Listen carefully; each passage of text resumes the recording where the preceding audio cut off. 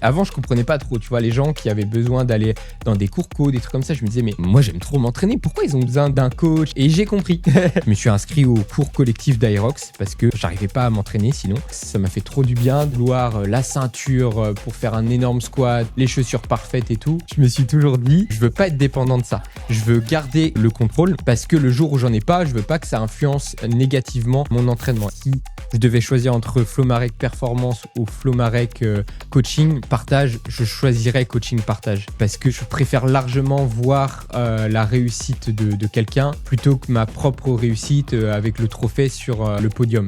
Si j'avais plus besoin de me faire rémunérer par mes activités, en fait, je ferais que du partage. Flo, de ton expérience chez les débutants, qu'est-ce qui limite vraiment la première traction? Ouah, tu mets les pieds dans le plat dès le début là. Et bah, du coup, c'est hyper intéressant parce que là, j'ai eu ma lunette un petit peu de coach ces derniers temps parce que je suis revenu au présentiel.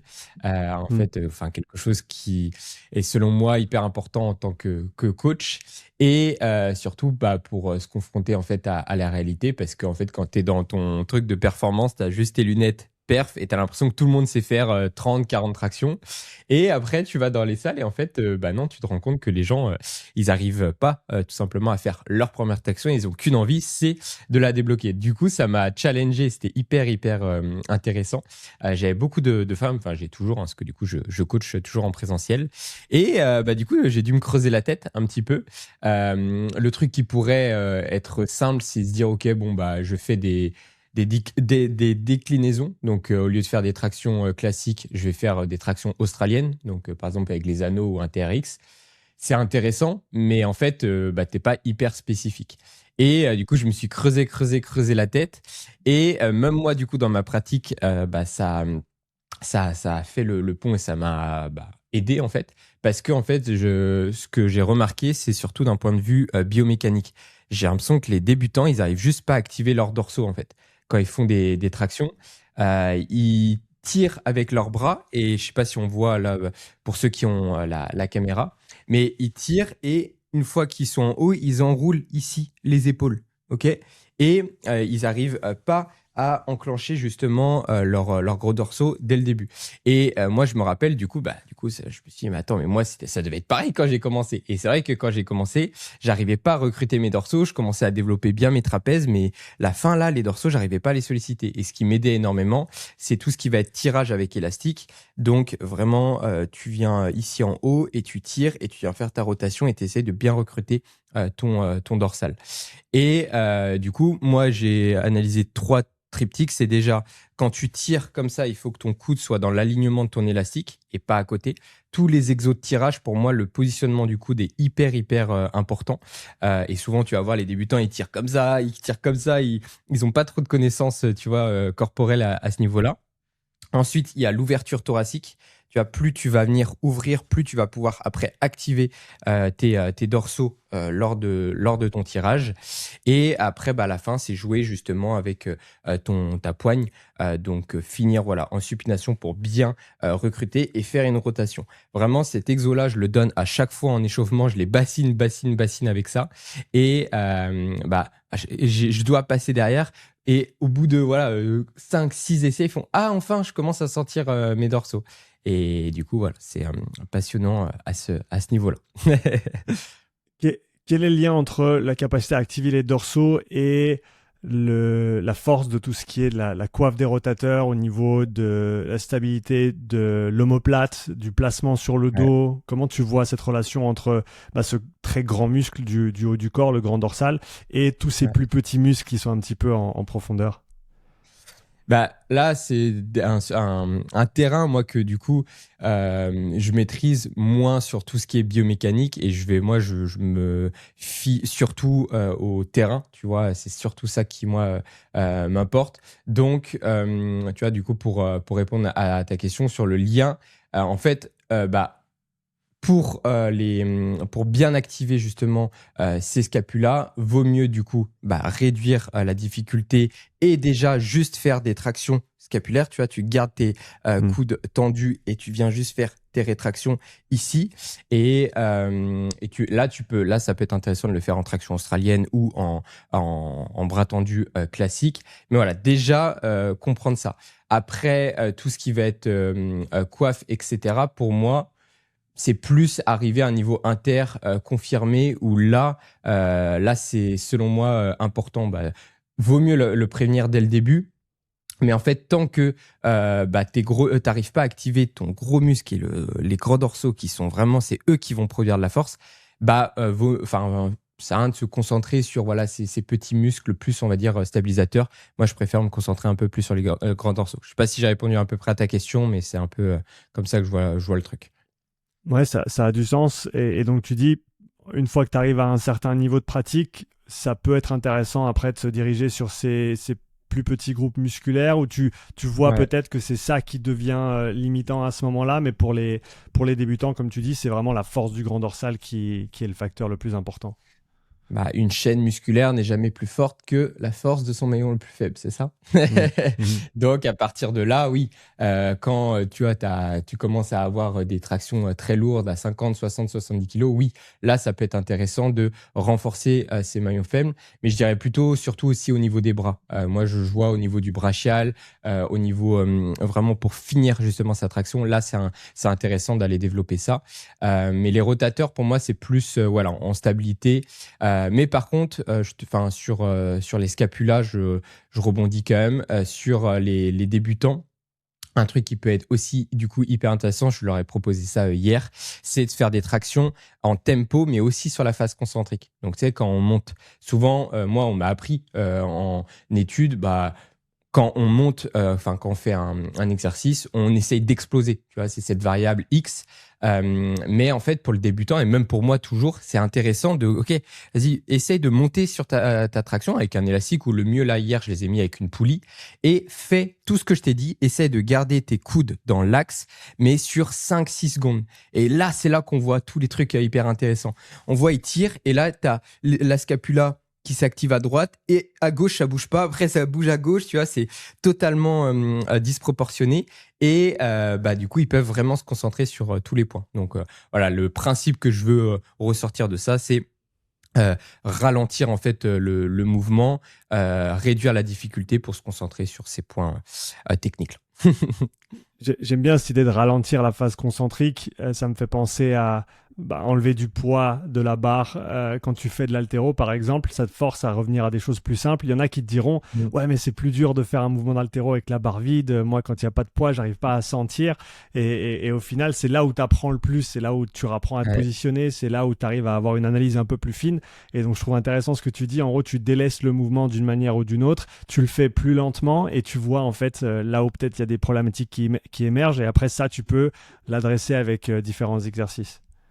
Ouais, ça fait le lien aussi avec cette notion d'amplitude, de renforcer justement tous les étages au niveau des amplitudes à ce niveau-là, parce qu'en fait, quand tu veux tout le temps mettre de la vitesse, mine de rien, des fois, et moi le premier, en fait, tu évites les zones où t'es pas très très fort, tu vois.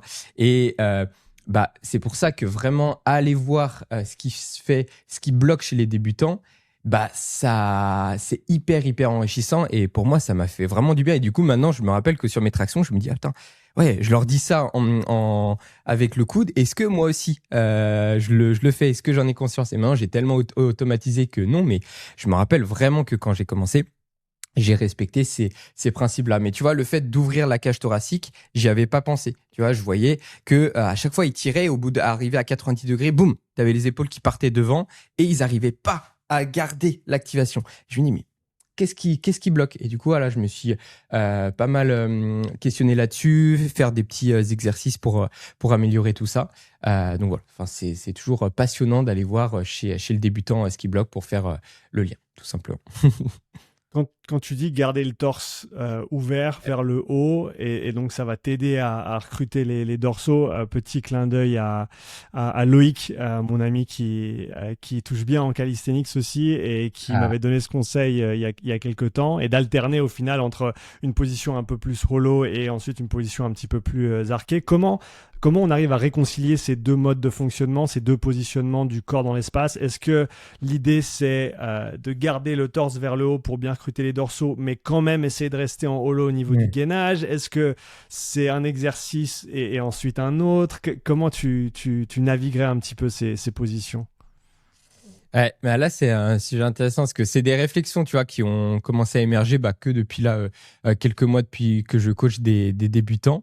Et du coup, je suis encore, tu vois, un peu sur le terrain à optimiser. Et t'es toujours, tu te dis, attends, est-ce que là, je suis sur la bonne voie? Est-ce que là, oui? Est-ce que là, non? Est-ce que, tu vois, tu te challenges tout le temps. Par exemple, on pourra faire le lien, mais il y en a, par exemple, des débutants qui ont réussi leur première traction sur anneau, mais qui n'y arrivent pas sur barre. Enfin bref, il y a plein de trucs hyper passionnants, on pourra en parler. Mais du coup, pour répondre à ta question, c'est pareil, ouais, je me suis un peu challengé là-dessus parce que je me suis dit, mais attends, là, je suis en train de leur transmettre quand même des tractions un peu type bodybuilding, tu vois, vraiment comme à l'époque où tu tends pas les bras, t'as les jambes derrière et t'es vraiment hyper arqué pour vraiment bien solliciter les dorsaux. Je me dis, mais attends, mais moi, je fais pas des tractions comme ça, enfin, parce que ça, c'est dans un but de développement musculaire, d'hypertrophie, etc. Et moi, je veux performer, je veux faire un maximum de traction. Donc, est-ce que là, je suis sur la bonne voie, en fait, tu vois? Et en fait, là, je vais essayer de pas me perdre sur ce que je vais expliquer, mais pour moi, et c'est comme ça que je structure les choses. Tu as différents stades et en fait, par exemple, pour le débutant, il faut le mettre sur un stade en mode il faut maximum de recrutement, maximum de développement de force et on va pas commencer à optimiser. Tu vois, un truc tout con, c'est que moi, je fais des tractions avec le pouce en haut. Ça me permet de désengager mon avant-bras. Mais à eux, aux débutants, je leur dis non. Je veux que vous ayez un bon grip parce que la force, ça commence de là. Donc, je veux que vous cassiez le poignet à ce niveau-là et que vous vraiment vous engagez au maximum l'avant-bras. Et du coup, quand je leur donne ça, je dis, mais attends, moi, je le fais pas. Donc, si après, ils regardent mes vidéos, ils vont se dire, mais attends, mais Flo, tu nous dis quoi? Tu vois, c'est compliqué. Mais en fait, tout est contextuel. Et pour le débutant, moi, c'est ce que j'aurais dû faire. En fait, au lieu de vouloir trop t'optimiser trop rapidement, j'aurais dû respecter ces standards-là et me dire, OK, non, je fais toutes mes tractions pouce en bas parce que c'est là que je vais produire un maximum de force. Et ce que j'ai fait, c'est que j'ai évité, vu que je suis pas bon en grip, je suis sorti de cette porte-là pour optimiser. Du coup, j'ai désengagé mon avant-bras, mais en fait, avec du recul, j'ai entre guillemets du regret parce que du coup, j'ai pas développé des qualités sur mon grip. Tu vois ce que je veux dire? Donc, il y a plein de chemins et faut choisir le bon truc. Et c'est pour ça que c'est trop bien de coacher parce qu'en fait, tu peux te dire, ok, là, je leur fais ce que moi j'aurais aimé qu'on me fasse à l'époque et je leur fais pas passer des chemins plus faciles, je les mets vraiment sur la vraie voie, quoi. Et ce que tu dis, c'est super intéressant, revenir au terrain, revenir au coaching et voir vraiment qu'est-ce qui a fonctionné pour moi et ensuite est-ce que je peux le transcrire un à un avec la personne que j'ai en face ou est-ce que, comme tu as dit, je dois adapter, je dois trouver une solution par rapport à leur niveau actuel et la réflexion sur la position du pouce, pour toi, c'est quelque chose que tu as peut-être moins fait dans ton développement et peut-être que tu peux réutiliser maintenant si tu veux avoir un focus un petit peu plus grip, un petit peu plus force. Il y a cette idée d'irradiation, si je me trompe pas aussi, où en gros, si tu engages ton grip, tu vas avoir une meilleure sollicitation de toute la chaîne musculaire aussi qui va avec. Et donc, je trouve intéressant parce que ça amène un peu plus de nuances. Comme tu l'as dit, de l'individualisation, de la contextualisation, c'est pas qu'il y a des bons ou des mauvais exercices, c'est qu'il y a des exercices qui vont être plus appropriés selon un objectif ou pour la personne en fonction de son niveau actuel, quoi. Ouais, et c'est là où c'est hyper intéressant ce que je fais en ce moment parce que c'est des small groups et c'est pas comme tu vois, est-ce que j'ai donné aussi quelques cours d'Aerox, c'est plus simple à individualiser parce qu'en soi, ils ont juste à gérer leur intensité. Mais en fait, en calisthénie, tu as les gens qui ont 10 tractions, tu as les gens qui ont pas du tout de traction, tu as les gens qui ont 5 tractions. Donc, en fait, c'est toujours un peu un petit casse-tête. Et en plus, ça a cartonné les cours. Donc, on est à 12 personnes, mais très souvent, voilà, je suis à 10-12 à chaque fois. Et en fait, je suis là, wow, faut bien préparer la séance parce que, et maintenant, je je les connais bien, donc ce que je fais. Et ça, c'est des expériences de terrain et j'aime trop ça. C'est j'écris au tableau et en fait, je mets des points, quoi. En fait, ça, elle, ça va être niveau débutant, donc elle va faire ça. Lui, c'est niveau intermédiaire, je le mets là. Et lui, c'est niveau confirmé, je le mets là. Et j'essaye de passer un maximum de temps avec tout le monde, mais c'est du small group, donc je peux pas passer 1 heure avec tout le monde. Mais du coup, bah voilà, je suis obligé de me creuser la tête et c'est hyper intéressant. Et je vois qu'il y a des choses qui ressortent et que voilà, enfin, faut vraiment voilà s'adapter. Et je voulais juste rebondir sur un truc parce que je voulais avoir un peu ton avis là-dessus sur un peu les sciences sur ça. C'est pour moi il y a un peu deux extrêmes. T'as l'extrême tout à gauche, enfin, je pas à droite ou à gauche on s'en fout, mais genre vraiment hyper science base, vraiment les chiffres. L'autre extrême, le terrain.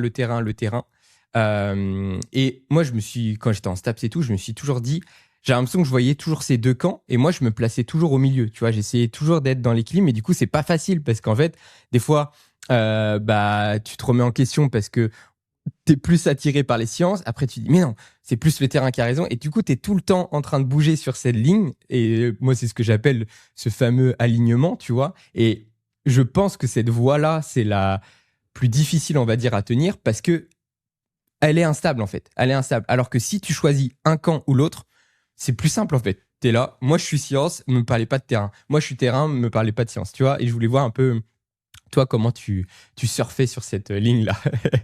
Ouais, j'aime bien les termes que tu as utilisés, alignement, surfer, équilibre. Je pense que c'est tout des trucs qui résonnent pas mal. Et en parlant de résonance, je pense que pour moi, l'idée, c'est pas forcément de rester entre les deux, c'est de savoir alterner entre les deux. Donc, plutôt que d'une position statique entre les deux, c'est un petit peu le mouvement d'une onde vers le haut et vers le bas, et savoir alterner entre je vais sur le terrain, je regarde ce qui fonctionne, je vais regarder dans les chiffres qu'est-ce que ça veut dire, et en fait c'est l'alternance entre ces deux perspectives qui te permettent, à mon avis, d'avancer de la meilleure manière possible en gardant un œil sur le réel qui est le terrain et la science qui est pas le réel, c'est une interprétation, c'est une simplification, c'est un découpage, on va dire, millimétré du réel qu'on essaye de quantifier et de chiffrer. Et c'est un petit peu l'analogie de la carte ne sera jamais le territoire. La carte, c'est une représentation du territoire, mais à jamais le niveau de détail et le niveau de réalité de la réalité en elle-même. Hein. Donc la carte, elle est utile pour te déplacer, pour trouver comment aller de A à B, peut-être pour voir les courbes de niveau et te dire que, ok, là, quand je vais monter, ça va être raide parce que je vois que les courbes, elles sont rapprochées, mais ça va pas te dire où sont placés chaque caillou. Ah, là, il y a un arbre. Ah, là, il faut que je contourne un truc. Et donc, il faut avoir les deux, à mon avis. Et comme tu as dit, je pense que choisir un camp, c'est pas la bonne solution. Je pense que la ligne du milieu, de manière absolue, c'est peut-être pas la bonne solution non plus, parce qu'en fait, il faut. C'est un petit peu pour moi la même conversation que le hybride. Tu sais, tout le monde en parle avec le Aerox, on parlait d'Aerox tout à l'heure. Pour moi, un athlète hybride, c'est quelqu'un qui comprend l'intérêt de l'endurance et de la force et qui s'investit à la même hauteur dans les deux. C'est-à-dire que peut-être que tu as un objectif qui est plutôt axé force, donc tu vas plus faire de force dans ton entraînement en général, mais tu vas avoir une appréciation pour l'endurance et ce qu'elle t'apporte au bon moment, dans la bonne dose et de la bonne manière. Et quand tu le fais, tu vas pas le faire à contre-cœur. Tu vas le faire en sachant, ça m'aide pour ma santé, ça m'aide pour mon endurance de force, ça m'aide pour ma récupération, ça m'aide sur plein de paramètres qui vont avoir un transfert. Et donc, pas choisir un camp, appartenir aux deux et savoir utiliser le bon niveau de zoom selon ce que tu essayes de faire. Hein. Il faut savoir zoomer sur le tout petit pour mieux comprendre les choses, peut-être aller dans le détail et pour extraire des informations. Mais il faut se dire aussi que la science comme outil d'investigation et de compréhension du monde, elle émerge du terrain. C'est le terrain qui nous fait nous poser des questions qu'ensuite on va tester en utilisant l'outil de la science. Et après, c'est important de ramener ces informations sur le terrain pour mieux les utiliser. Donc voilà un petit peu, je dirais, comment je naviguerais entre ces deux mondes. Tu sais ce qui me fait plaisir? Le fait que tu prennes du temps dans ta journée pour écouter ce podcast, que tu sois dans ta voiture, confortablement en zone 2 ou installé dans ton canapé au coin du feu. Et tu sais ce qui serait vraiment absolument génial, c'est que tu prennes quelques secondes pour partager ce podcast avec un ami, que tu décides de faire une story sur ton Instagram ou de l'envoyer directement par WhatsApp avec un mordu de l'entraînement. C'est grâce à toi que ce podcast grandit. Donc merci pour ton soutien et on retourne directement à l'échange échange avec Flo. Ouais, du coup, enfin, ça me fait plein de pop là de réflexion parce que le présentiel, c'est tellement kiffant pour ça parce que t'es vraiment, pour moi, je le vois un peu comme mon petit laboratoire, tu vois. J'ai mes 10-12 personnes qui viennent en calisthenics et je pense pas à la science, je pense à ce que je vois sur le moment T. Et je suis tellement dans le présent, genre vraiment, moi qui a tendance à, des fois, à me disperser, je peux manquer des fois de focus, etc. Dans le coaching, j'ai l'impression que c'est un des seuls moments avec le paddle, avec d'autres activités où je suis là, tu vois. Parce qu'en fait, il y a trop de trucs à analyser. Je regarde son coude, je regarde ça. Et j'aime trop, après chaque séance, oh putain, là, j'ai trouvé ce petit truc. Ah, j'ai trouvé ce petit truc. Et je suis pas le plus rigoureux, je vais pas noter tout, mais je garde tout dans ma tête. Et après, c'est tu vois, la magie qui opère. Et à un moment, comme tu dis, ok, là, j'ai eu plein de trucs en tête. Donc, c'est un peu ce que je donne là, tu vois, la position du coude. C'est tout ce que j'ai vu ces derniers temps. Mais c'est encore un peu fouillis, tu vois, c'est un peu comme ça. Et après, hop, je peux le mettre un moment, soit maintenant dans les intelligences artificielles ou quoi, et me dire, ok, qu'est-ce que tu penses de ce que je viens de voir, tu vois, à ce niveau-là, parce que j'avais jamais pensé à la position du coude, à ouvrir la cage, etc.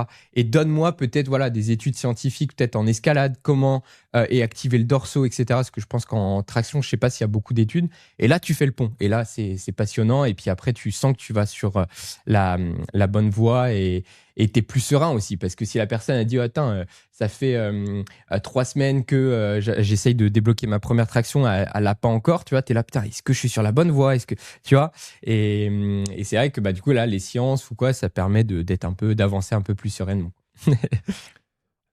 Pour continuer sur le sujet de la traction et des tractions en général, est-ce que tu peux décrire la différence technique d'une traction qui va être faite pour un but de développement plutôt musculaire et une traction qui va peut-être nous emmener vers un muscle-up sur une barre, par exemple? Est-ce que tu peux redéfinir un peu donc la première, c'est plus musculaire. Est-ce que tu fais une traction différemment si tu l'utilises pour un but de renforcement musculaire versus une étape technique vers le muscle-up? Ok.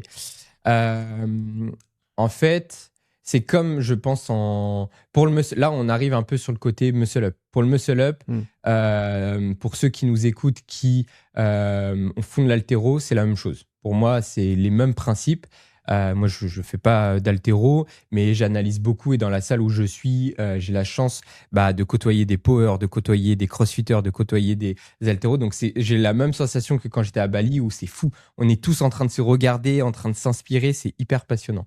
Et tout ça pour dire que du coup, la traction, pour moi, c'est un semi-technique. C'est comme un squat pour de l'haltérophilie. D'accord? Donc là, c'est pour développer vraiment voilà, tes dorsaux, ta force, ton endurance, c'est ta base, tu vois, c'est la base de la pyramide. Et après, si tu veux développer ton muscle-up, il faut être spécifique. Donc déjà, il faut rapprocher un petit peu ta prise et être sur une prise largeur d'épaule. Moi, je dis direct, par contre, ne mettez pas les pouces en haut, parce que là, c'est une question aussi de sécurité. Donc déjà, tu vois, là, on est déjà plus dans la spécificité, parce que sur le muscle-up, voilà, on va être toujours pouce en bas pour pas que la personne glisse ou quoi. Et ensuite, on va changer un petit peu la trajectoire des coudes, parce qu'en fait, sur une traction, tu vas avoir les coudes qui vont aller vers l'extérieur. Et sur un muscle-up, tu vas rentrer les coudes vers l'intérieur pour justement essayer d'emmener la barre au niveau de ton torse ou même au niveau de tes hanches. Donc voilà un petit peu pour répondre à ta question. Et du coup, moi, je l'appelle plus une traction, mais je vais l'appeler un tirage de muscle-up, par exemple. Tu vois, en mode, c'est comme un tirage d'arraché. Non, ok, on part de ce mouvement-là, muscle-up, et on fait un tirage de muscle-up. Et pour être spécifique pour le muscle-up. Voilà, tu vois un peu le truc. Ouais, c'est super intéressant. L'idée de ramener les coudes, j'imagine, ça a aussi alors, le fait d'être proche de la barre au niveau du torse, et ça a aussi une incidence sur les leviers, justement, en sachant que si les coudes sont à l'extérieur, le bras de levier est plus long, ça va être plus difficile musculairement que si tu le rapproches. Ça me fait penser un petit peu au ski erg et au fait que typiquement, quand moi je coach le ski erg, on va plutôt ramener les coudes vers le bas, on va plutôt tirer vers le bas plutôt que d'être en papillon, parce que là, en fait, tu es beaucoup moins efficient au niveau de la force force que quand tu es là. Et donc, Ouais. ça a du sens de se regrouper au final, surtout lorsque tu essayes de produire une force et dans le cas du muscle-up, la vitesse aussi, donc la puissance importante pour te propulser et pour monter au-dessus de la barre, quoi.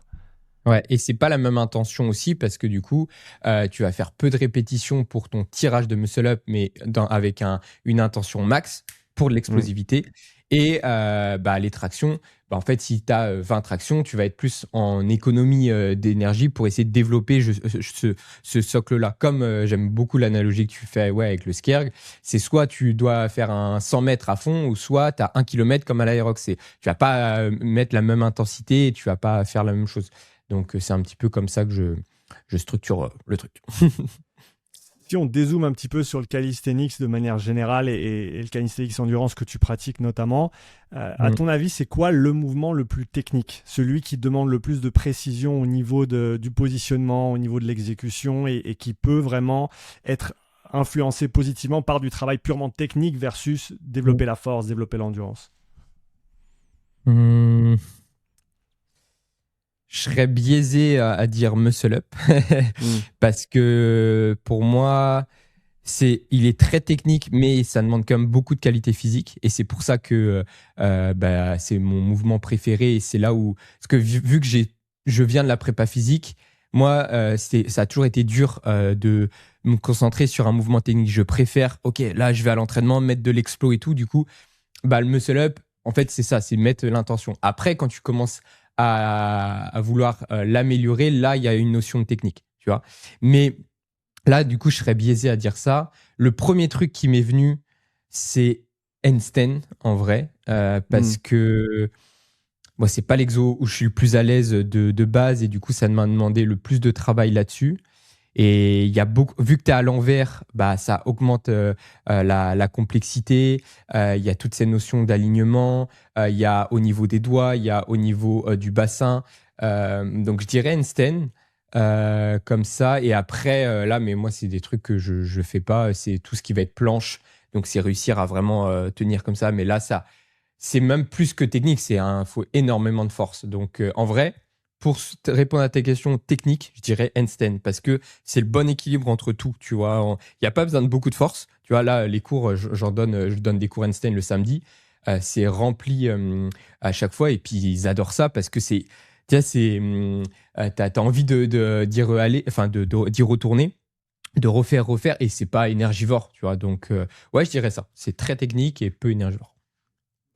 Pour un non-initié comme moi, quand tu es amené à décrire ou à expliquer ce qu'est le calisthenics en compétition, notamment le calisthenics endurance, comment Ouais. tu approches la question? Je sais que c'est un sujet qui te tient à cœur et le fait de Mm. développer cette communauté, développer cette pratique aussi et de la rendre accessible au plus grand nombre. Donc, comment tu présentes le calisthenics aux gens quand ils te posent la question? Qu'est-ce que c'est?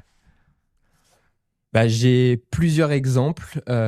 Souvent, c'est à chaque fois j'ai les trucs en tête. Je sais pas pourquoi, chez le coiffeur, on me dit: oh, mais tu fais quoi comme sport? Et je dis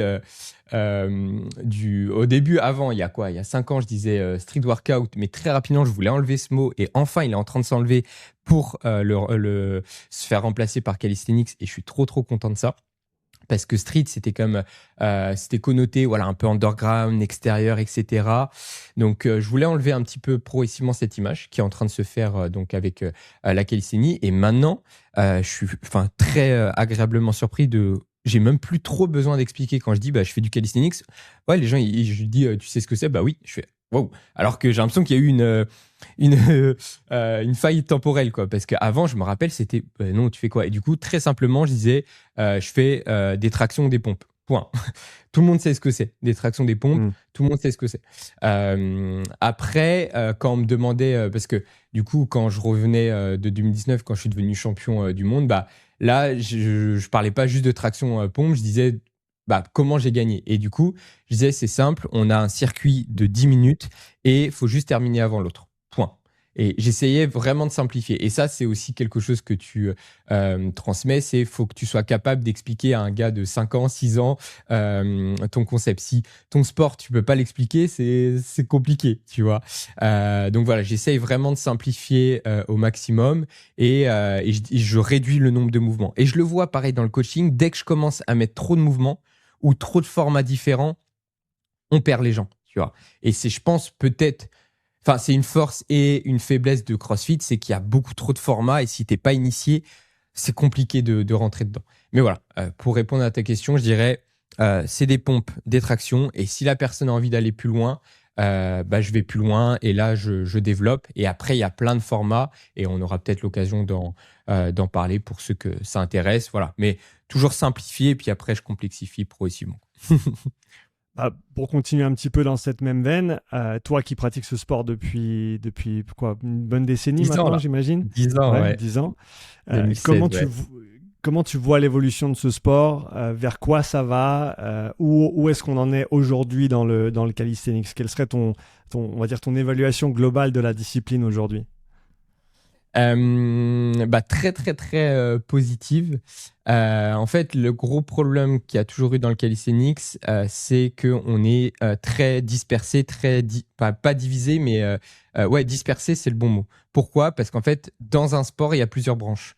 Déjà, c'est même pas un sport, c'est un mouvement. En fait, j'ai regardé calisthenics, c'est un mouvement. Ça veut dire, c'est tiré de force, art, beauté et force. Donc déjà, voilà, à partir de là, ça part dans tous les sens, c'est normal. Mais du coup, il y a différentes branches. Et avant, je me rappelle quand on me posait la question, c'est quoi le calisthenics, je commençais à parler directement de ça. Et je voyais que je perdais les gens, en fait. Je disais, donc il y a la branche statique, c'est tenir des positions en isométrie le plus longtemps possible. Mais dans ça, il y a aussi le freestyle. Donc c'est un peu comme la gym. Faut faire des mouvements, des 360, de l'agilité sur une barre.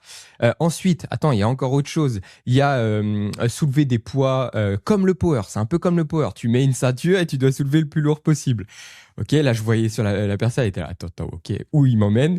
Et après, attends, moi c'est pas ça que je fais. Moi, je fais juste des pompes, des tractions et j'essaie de faire le plus de reps. Oula, ok. Et du coup, je perdais les gens. Mais du coup, voilà, on a été tous un peu dispersés. Mais en fait, il y a le mouvement et il y a les sports qui se sont construits. Il y a du coup le statique qui a vraiment s'est énormément développé parce que c'est très c'est très impressionnant sur les réseaux et dans la vie en vrai, mais c'est très dur, c'est très peu accessible. Hein. Réussir une planche, moi je me rappelle un coach que j'avais rencontré à Bali, il me disait sur 10 personnes accompagnées, t'en as 2 grands max qui vont au bout, tu vois, parce que c'est tellement dur de réussir une planche. Donc il y a ça. Ensuite, donc voilà, ça, ils se sont vraiment bien développés sur le côté réseaux sociaux parce que c'est très visuel. Ensuite, il y a le street lifting où je dirais que c'est le sport qui s'est le plus structuré d'un point de vue professionnel avec des fédérations et tout. Donc ça, c'est vraiment top.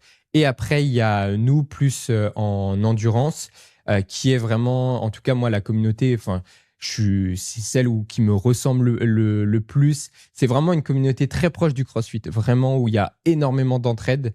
Moi, c'est ce que je pouvais un peu, entre guillemets, reprocher au street lifting, mais c'est aussi peut-être le sport qui veut ça, c'est que c'est très individuel.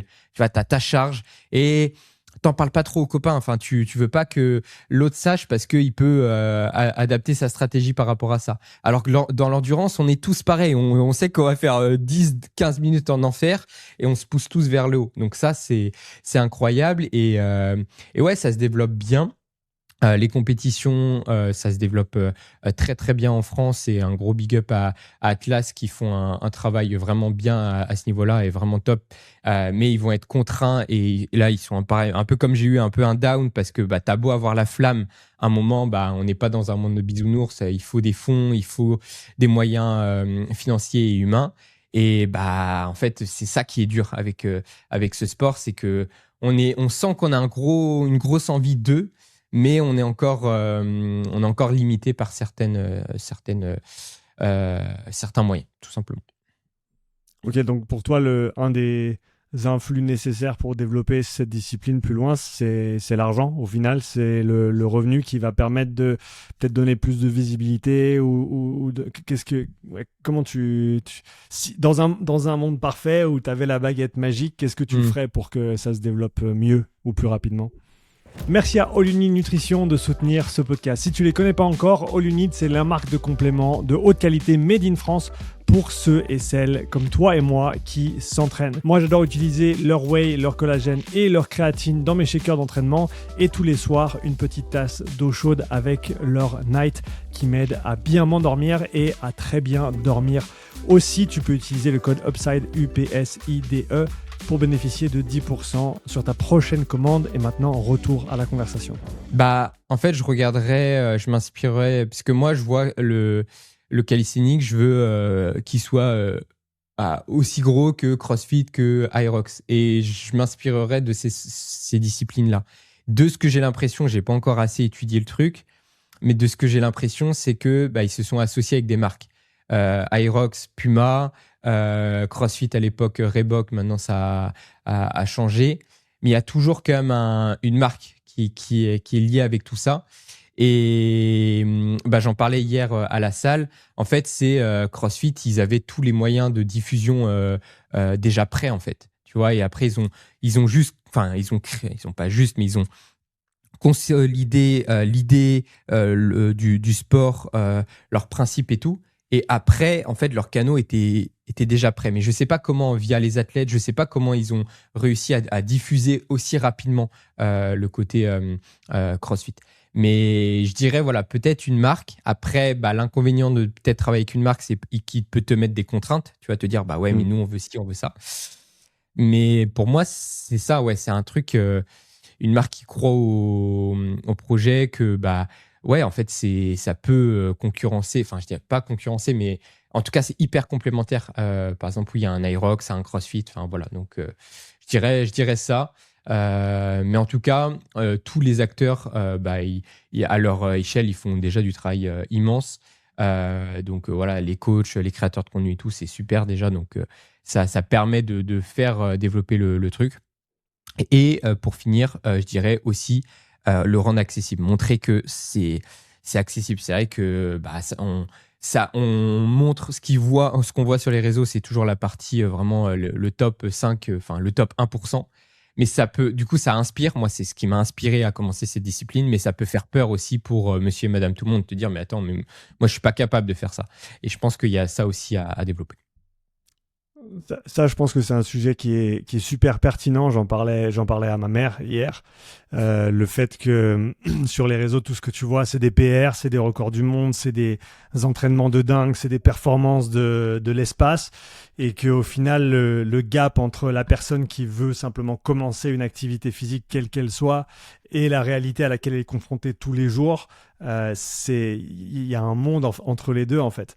Et à ton avis, qu'est-ce qu'on pourrait faire justement sur les réseaux? Qu'est-ce que les créateurs de contenu ou les personnes qui s'entraînent pourraient faire pour justement rendre ça plus accessible, même si forcément c'est une question difficile, parce que qui dit ne pas juste poster les grosses séances ou les grosses réussites, dit aussi ça a moins de vues, c'est moins Instagrammable. Comment est-ce qu'on peut naviguer un petit peu cette économie de l'attention, si on veut, et de toujours qui gravite toujours au final vers des exploits et des trucs vachement waouh, parce qu'au final sinon ça fait pas de vues, quoi. Ça, je sais pas si ça ferait moins de vues. Parce que en fait, si tu transmets un contenu éducatif, les gens ils enregistrent, ils partagent, et je pense qu'ils peuvent d'autant plus aussi liker. Mais pour répondre à ta question, moi je dirais, et ça on en avait déjà parlé, c'est partir déjà du terrain, en fait. Ne pas oublier que les réseaux, c'est un outil, mais parmi tant d'autres. Et avant, faut montrer que c'est accessible et que tout le monde peut le faire. Et encore une fois, tout est une question de, je pense, de timing d'une certaine façon. Tu vois, je suis arrivé à la salle. Si j'étais arrivé en mode comme avant, performance, genre mes écouteurs dans les oreilles, en mode je viens ici juste pour détruire mes muscle-up, je parle à personne, en fait, j'aurais continué. J'aurais rien, entre guillemets, développé. Alors que là, d'être arrivé en mode non, en fait, là, dans l'entraînement, personnellement, ça va un peu moins bien. J'ai envie de ouais, d'ouvrir peut-être une petite page, montrer que j'ai envie de transmettre. J'ai toujours aimé ça. Et en fait, bah, du coup, les gens ils se sont dit, ah, bah, on va voir ce qu'il propose, on va voir ses cours de calisthenics. Et en fait, ah oui, mais en fait, c'est accessible. Il adapte, il est à l'écoute, etc. Du coup, ça fait directement moins peur. Et après, bah, derrière, ils vont commencer tu rentres dans le tunnel et tu fais, ah putain, mais attends, il y a des compétitions, il y a ci, il y a ça, et il y a les réseaux. Mais après, derrière, il faut pas oublier que il y a beaucoup de gens bah, qui sont pas très présents sur les réseaux et qui aiment pas forcément ça. Donc ouais, moi je dirais le présentiel, l'événementiel, montrer que c'est accessible et voilà. Et après, les réseaux, c'est derrière. Et du coup, ouais, pour répondre après, enfin, sur les réseaux, sur les likes, etc. Moi, c'est un truc que j'aimerais aussi développer. Tu vois, je regardais ça hier, parce que j'écoutais un podcast de Sissi Mua.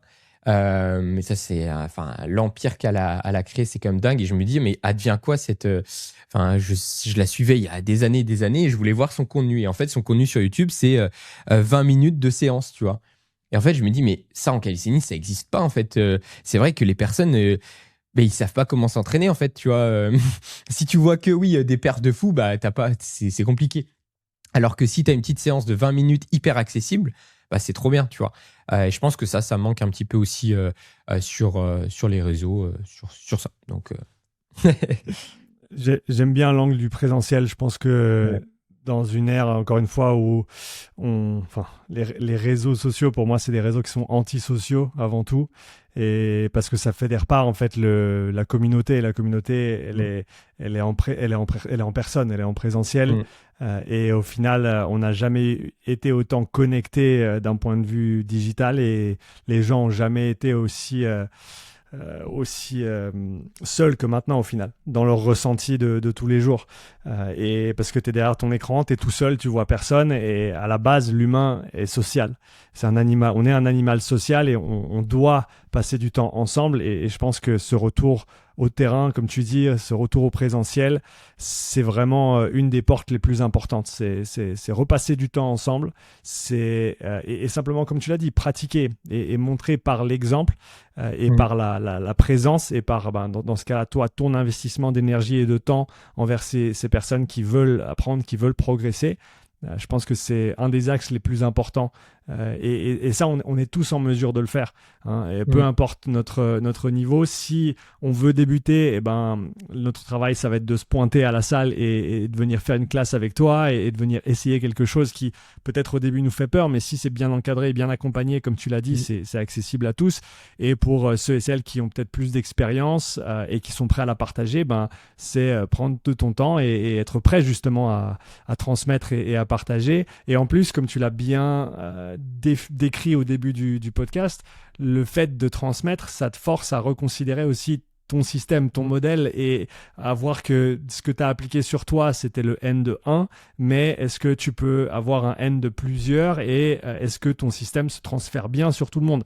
Ou alors est-ce qu'il y a des cas particuliers où, ah ok, là, il faut que j'adapte cet exercice pour cette personne, pour ce problème, pour ce niveau, et je pense qu'on peut tous y gagner au final, et ça commence par revenir ensemble. Est-ce que, au-delà des classes que tu proposes maintenant, tu peux citer de nouveau dans quelle ville tu es et dans quelle salle tu Mm. coaches, comme ça, si les gens sont dans les environs, Ouais. ils savent où aller. Bah, je suis de retour en terre natale, en Bretagne, hein. J'ai beaucoup voyagé et tu vois, j'ai fait 1 an et demi à Bali, 1 an en Suisse où on s'était vu.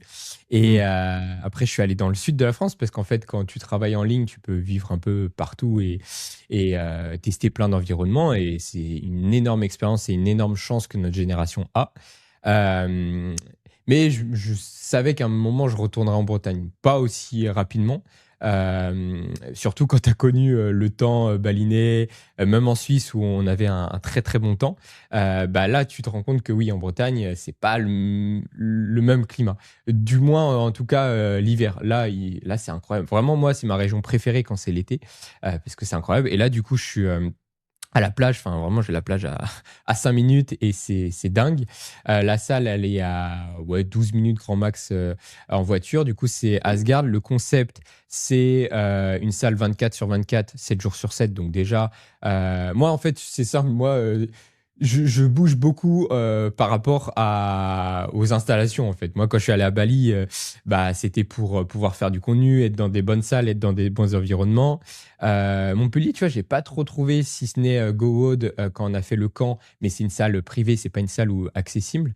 Mm. Là, en fait, je me suis dit, mais attends, à un moment, je me suis posé, je me suis dit, mais Flo, chez toi, là où tu as toujours rêvé, où tu galérais à t'entraîner et tout, maintenant tu as une salle de fou, ça serait un peu con quand même de pas en profiter. Donc voilà, le concept c'est ça. Et puis bah c'est assez 360 où en mode bah oui, tu as le power au fond de la salle, tu as la partie calisthenics, cross-training au milieu, et là ils ont investi sur la partie Hyrox devant.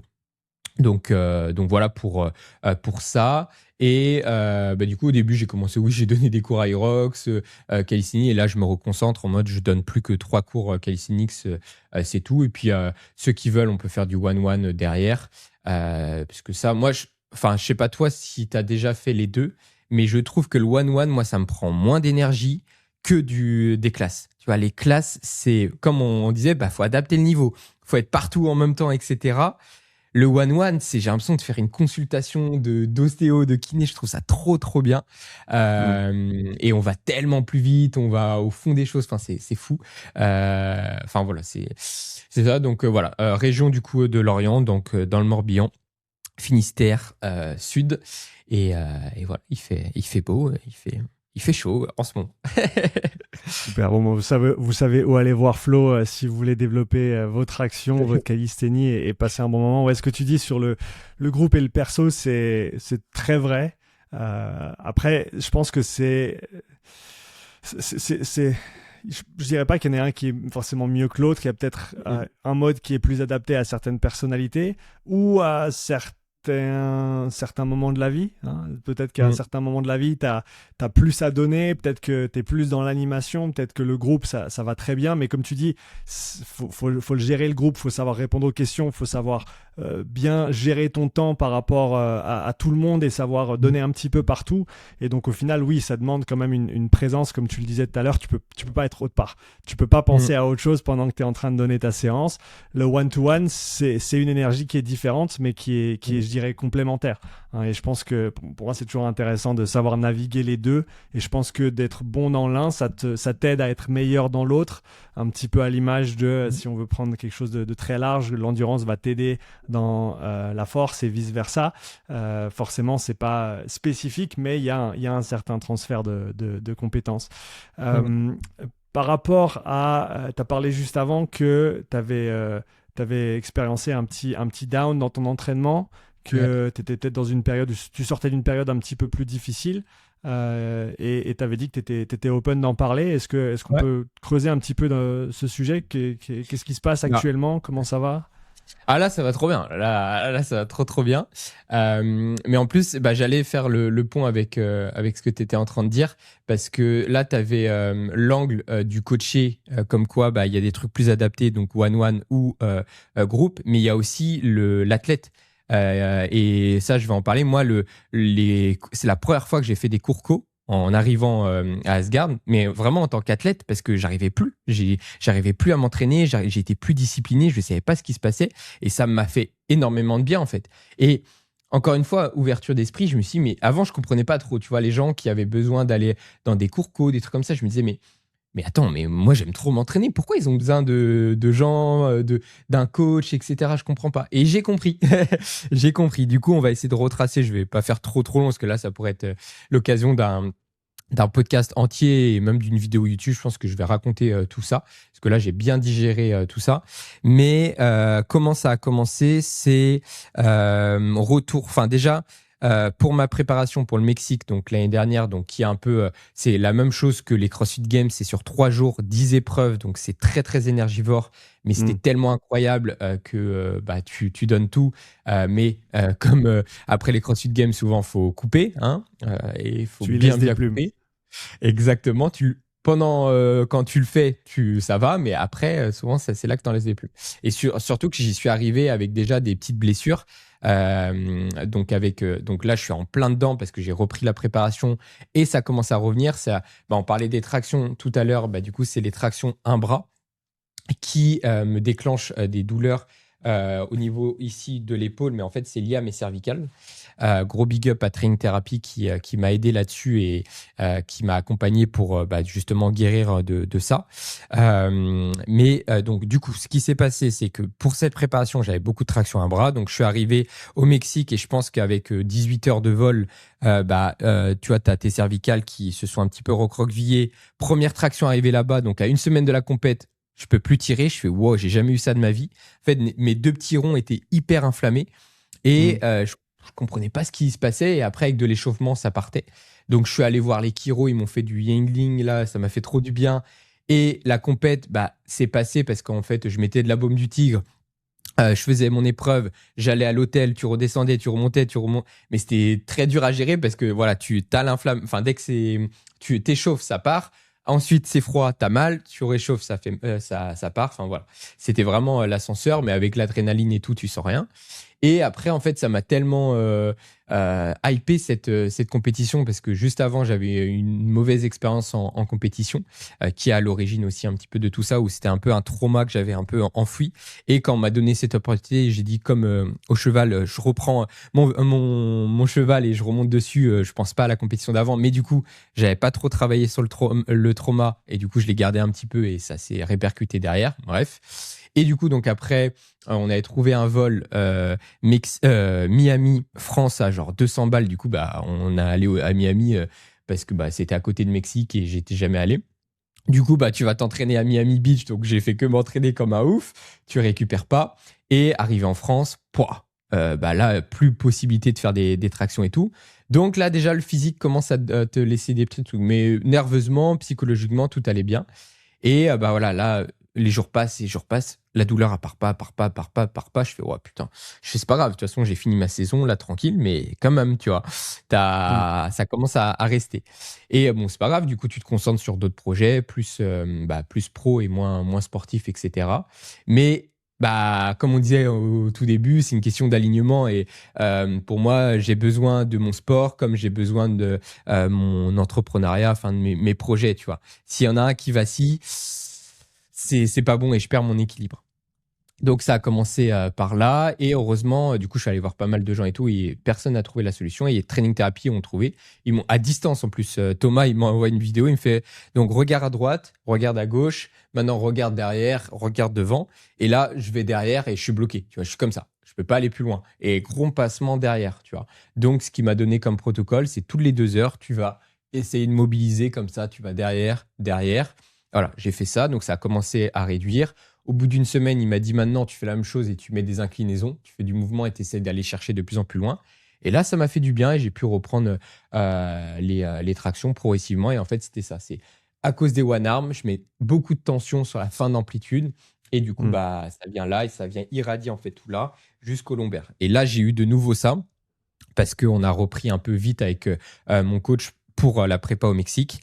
Et du coup, là, je suis allé chez l'ostéo hier et ça m'a fait énormément de bien, ça m'a endormi même. Et du coup, ce qu'on va faire, encore une fois, et j'ai donné ça du coup en coaching, c'est je vais faire du tirage à la poulie. Plutôt que vouloir essayer de forcer avec la one arm, ce qui est déjà, d'un point de vue intensité trop élevé, je le fais avec la poulie et je peux aller plus solliciter la fin d'amplitude. Donc bref, voilà un petit peu tout ça. Après, du coup, je sais pas, j'ai perdu. En fait, c'était physiologique. Nerveusement, il y avait plus rien.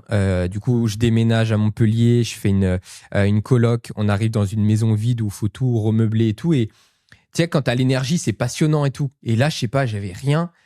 Et je sentais que j'étais pas au bon endroit. Et je sais pas, il y avait trop de trucs qui remuaient. Et j'étais pas bien.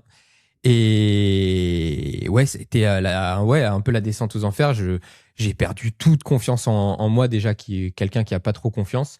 Du coup, je postais plus rien. Je me disais putain, mais ouais, comment je vais continuer à vivre parce qu'en fait, moi, ma vie c'est la calisthénie. Je vis de mes programmes, de mes coachings, de tout ce que je peux créer là-dessus. Mais j'ai pas non plus un système antifragile. De toute façon, tout système est variable. Mais le mien, et c'est sur ça que je suis en train de travailler aussi, c'est je dépendais beaucoup de mes programmes.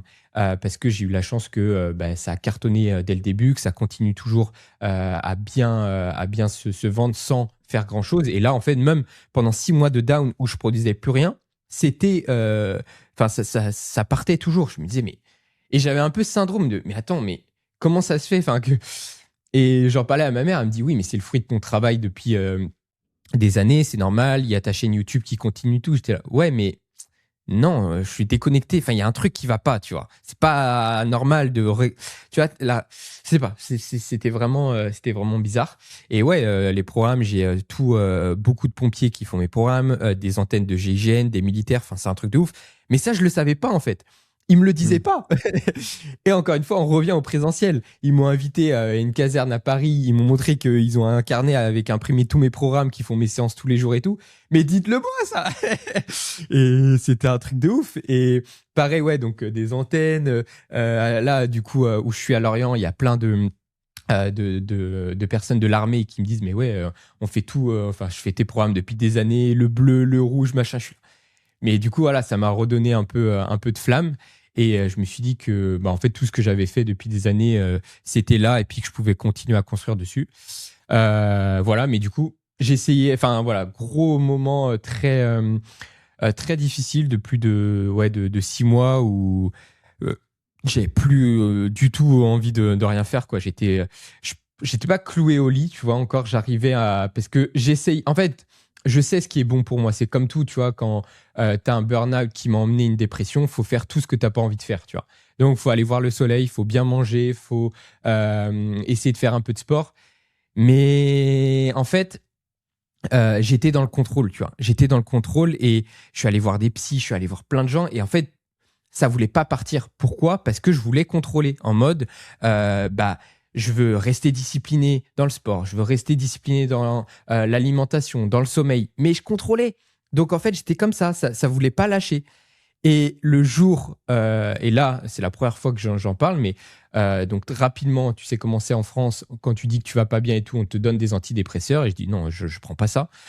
Jamais, enfin, ça sera vraiment en dernier recours. Et c'est dingue ce qui s'est passé. C'est à un moment, j'ai tout fait. Ça voulait pas, ça voulait pas, ça voulait pas. J'ai pris pour la première fois l'antidépresseur. Normalement, c'est donc ça joue sur moi la sérotonine, donc l'hormone du bonheur. Euh, j'en prends, non, ça met 10 jours, 15 jours à faire effet. En 3 jours, j'ai plus rien. Je prends 3 jours de traitement, j'arrête de prendre les médocs.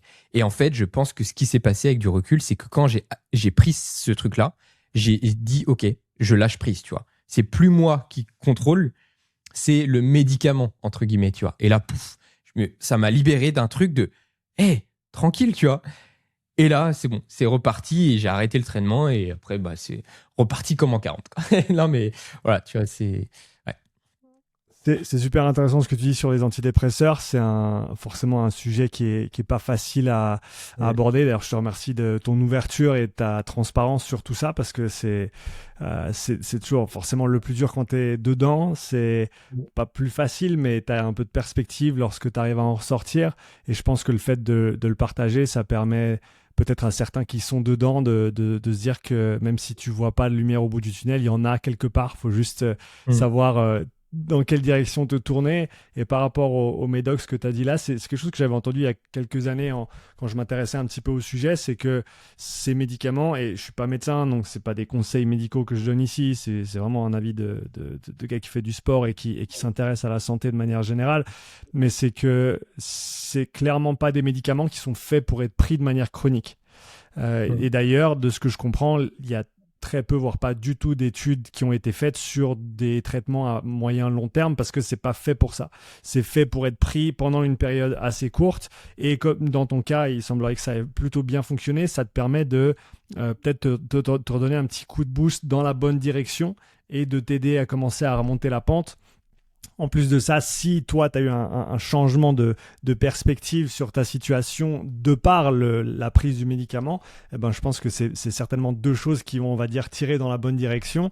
Et peut-être aussi que tu étais au bon moment pour commencer à remonter. Et là, c'est une hypothèse complète, c'est pas du tout fondé sur quoi que ce soit, mais je me dis peut-être que, tu vois, si tu avais pris les médocs alors que tu étais au fond du fond, autant au niveau physique que mental, ben, peut-être tu n'aurais pas été dans les bonnes conditions pour pouvoir rebondir rebondir, le fait que c'était peut-être sur la fin, je sais pas ce que tu en penses et ce que ça te fait, ce à quoi ça te fait penser, mais t'étais pas sur la fin du problème, mais t'avais traversé le truc, tu t'étais calmé niveau entraînement, t'avais peut-être certainement récupéré du fait de t'entraîner moins et de penser un petit peu plus à toi, et que là c'était le bon moment pour remonter. Je sais pas ce que ça te fait dire, ce que je viens de dire là. Est-ce que ça a du sens? Est-ce que je suis à côté de la plaque? Ouais. Non, je pense, en fait, il y a cette notion de timing, ouais, ça, je suis persuadé. Mais en fait, moi, je me suis dit, donc déjà, je te rejoins, je vais reprendre le truc. Donc déjà, je te rejoins sur c'est une béquille. Et ça, Pierre Dufraisse, parce que du coup, je l'ai appelé et tout quand j'étais pas bien et je le remercierai jamais assez. Ça a été un des seuls aussi à m'accompagner un petit peu là-dessus et à prendre voilà, de son temps, d'avoir de l'écoute à ce moment-là. Et moi, je voulais surtout, ouais, je voulais son avis sur les antidépresseurs parce que c'est quelqu'un que je respecte beaucoup et qui, c'est un peu le même courant que nous, plus voilà, holistique, plus nature. On sait qu'il y a des choses bonnes dans la médecine, mais qui peuvent vite un peu, entre guillemets, nous contrôler ou quoi. Et j'étais ouais, très un peu réfractaire à ça. Et même lui, quand lui m'a dit, mais si, ça peut être une béquille, tu vois, pendant quelques jours. En fait, c'est comme une blessure à l'entraînement. Tu vois, tu mets des genouillères pendant 10 jours, mais tu sais que c'est pas une fin en soi. Tu mets des semelles orthopédiques, je dis une connerie, mais c'est pas une fin en soi. Et là, je me suis dit, ah ouais, peut-être ça peut, en effet, ça peut être un moyen de repartir sur des bonnes bases. Mais j'ai mis du temps. J'ai vraiment mis du temps parce que avant, comme je te disais, je voulais faire toutes les choses naturelles possibles. Je me dis, ça sera le dernier des recours. Et ça, c'est pas j'en veux à la médecine tradie, mais ils te donnent directement ça, quoi. Ils vont pas. J'ai galéré à trouver des psys, c'était horrible. Je mettais 1 heure et demie pour aller faire ma consultation. Et après, j'ai commencé à faire en visio parce que je trouvais rien. J'étais vraiment un peu en errance comme ça. On parle de plus en plus de santé mentale, oui, d'accord, mais après, sur le concret, c'était compliqué. Et du coup, voilà, je voulais un maximum d'infos avant de passer le cap. Et en fait, après, voilà, maintenant avec du recul, avant j'étais ouais assez anti-médecine comme ça et tout. Et en fait, après, je me suis dit, mais non, et en fait, Flo, arrête aussi d'être trop peut-être dans cet extrême-là. La nature, c'est bien et je partirai toujours de ce principe-là. Mais il y a quand même des bonnes choses à en retirer. À un moment, c'est, comme on disait, c'est de la chimie. Enfin, c'est des sciences. Ils ont mis des années à concevoir ça. Ils ne voient pas le mal partout non plus, tu vois. Et ça m'a fait du bien aussi là-dessus. Et voilà, j'ai un meilleur équilibre sur ça. Mais tout de même, je continuerai quand même le combat ouais, c'est un truc quand même qui peut pas niquer des vies, mais si tu prends des antidépresseurs pendant 20 ans, c'est pas normal, tu vois. Et c'est qu'il y a soit t'es pas assez éduqué sur la chose, soit on t'a pas assez conseillé et voilà, c'est pas normal. Donc ça, c'était le premier truc. Et du coup, peut-être tu veux rebondir, ouais, je te laisse rebondir. Est-ce que tu sais comment doubler ton revenu en moins de 30 jours avec le dropshipping? Eh ben moi non plus. Par contre, si tu veux te former sur la programmation de l'endurance, les préinscriptions pour la saison 5 de mon Mastermind sont maintenant ouvertes. Le Mastermind, c'est 12 semaines de formation accompagnée, alliant théorie et pratique pour t'aider à appliquer tous les concepts de l'endurance que tu pratiques, du crossfit, du aerox, des sports de force, des sports collectifs ou que tu coaches simplement des personnes vers une meilleure santé. Tous les contextes sont abordés pour te permettre d'avoir le meilleur impact possible sur les personnes que tu encadres. Attends bien la fin de ce podcast pour en savoir un petit peu plus sur le Mastermind et comment ça fonctionne. Pour rebondir là-dessus, déjà merci encore une fois pour ton partage là-dessus. Encore une fois, j'étais avec ma maman hier et on parlait de ça. Et ça fait écho un petit peu à ce qu'on disait tout à l'heure entre la science et le terrain. Je pense qu'il y a toutes les approches, entre guillemets, naturelles, comme tu les as nommées, qui sont indispensables à comprendre dans un cadre de santé sur le long terme et de bien-être, et que la médecine, elle a sa place, justement dans des cas, comme toi tu l'as cité par rapport à ta situation, tu tu as un accident de voiture, faut pas aller parler à un arbre, c'est pas ça la solution. Tu vas chez le médecin urgentiste, tu vas aux urgences, il te manque un bras, ils vont savoir quoi faire. Mais je pense qu'il y a il y a vraiment, pour moi, si on prend de manière très générale, il y a cette idée de chronique versus aigu. Hein, si tu as un problème qui est aigu, la médecine traditionnelle a vraiment sa place et a les outils pour nous aider. Mais quand on parle du chronique, il y a énormément de choses c'est quelque chose pour lequel la médecine actuelle traditionnelle n'est, à mon avis, pas faite. Et forcément, je généralise et c'est pas vrai dans toutes les situations, mais je pense que c'est une manière d'y penser. Et peut-être qu'avec ton approche, en allant d'abord au naturel, tu as au final réglé pas mal de la situation chronique dans laquelle tu étais, le fait d'être beaucoup entraîné, d'avoir sous-récupéré, tu l'as cité, hein, de pas trop de tout donner, d'avancer un petit peu sans considérer le long terme, et c'est ça une des choses qui t'a forcé à ralentir après. Mais encore une fois, le corps il est bien fait, il va te le dire et il te l'a fait comprendre que c'était le moment de ralentir. Quand t'as plus envie de t'entraîner, quand t'as des douleurs, quand t'as des choses qui vont pas, c'est ton corps qui te donne ces informations, et c'est à nous après de savoir l'écouter et de faire les choses en conséquence. Et pour ce qui est des antidépresseurs, ma femme avait été prescrite des antidépresseurs, pas parce qu'elle était en dépression, mais parce qu'elle souffrait de fatigue chronique à l'époque, et que un des effets secondaires de l'antidépresseur sur lequel elle avait été mise, qui s'appelle Effexor, qui est une merde sans nom, c'était de la garder réveillée en fait. Et donc avant, elle dormait 14 heures par jour, elle dormait 12 heures la nuit, elle devait faire une sieste encore en milieu de journée, même si elle faisait très très peu d'activité physique ou qu'elle se dépensait très peu. Et ce médicament était censé l'aider. Elle avait fait des examens dans une clinique du sommeil, des trucs assez poussés, et il lui avait dit on peut vous donner ça. Sauf que, comme on l'a dit avant, les antidépresseurs, c'est pas fait pour être pris sur le long terme. Elle a été dessus pendant 2-3 ans, et quand il était temps de s'en défaire, en gros c'était pire qu'un sevrage d'héroïne, quoi.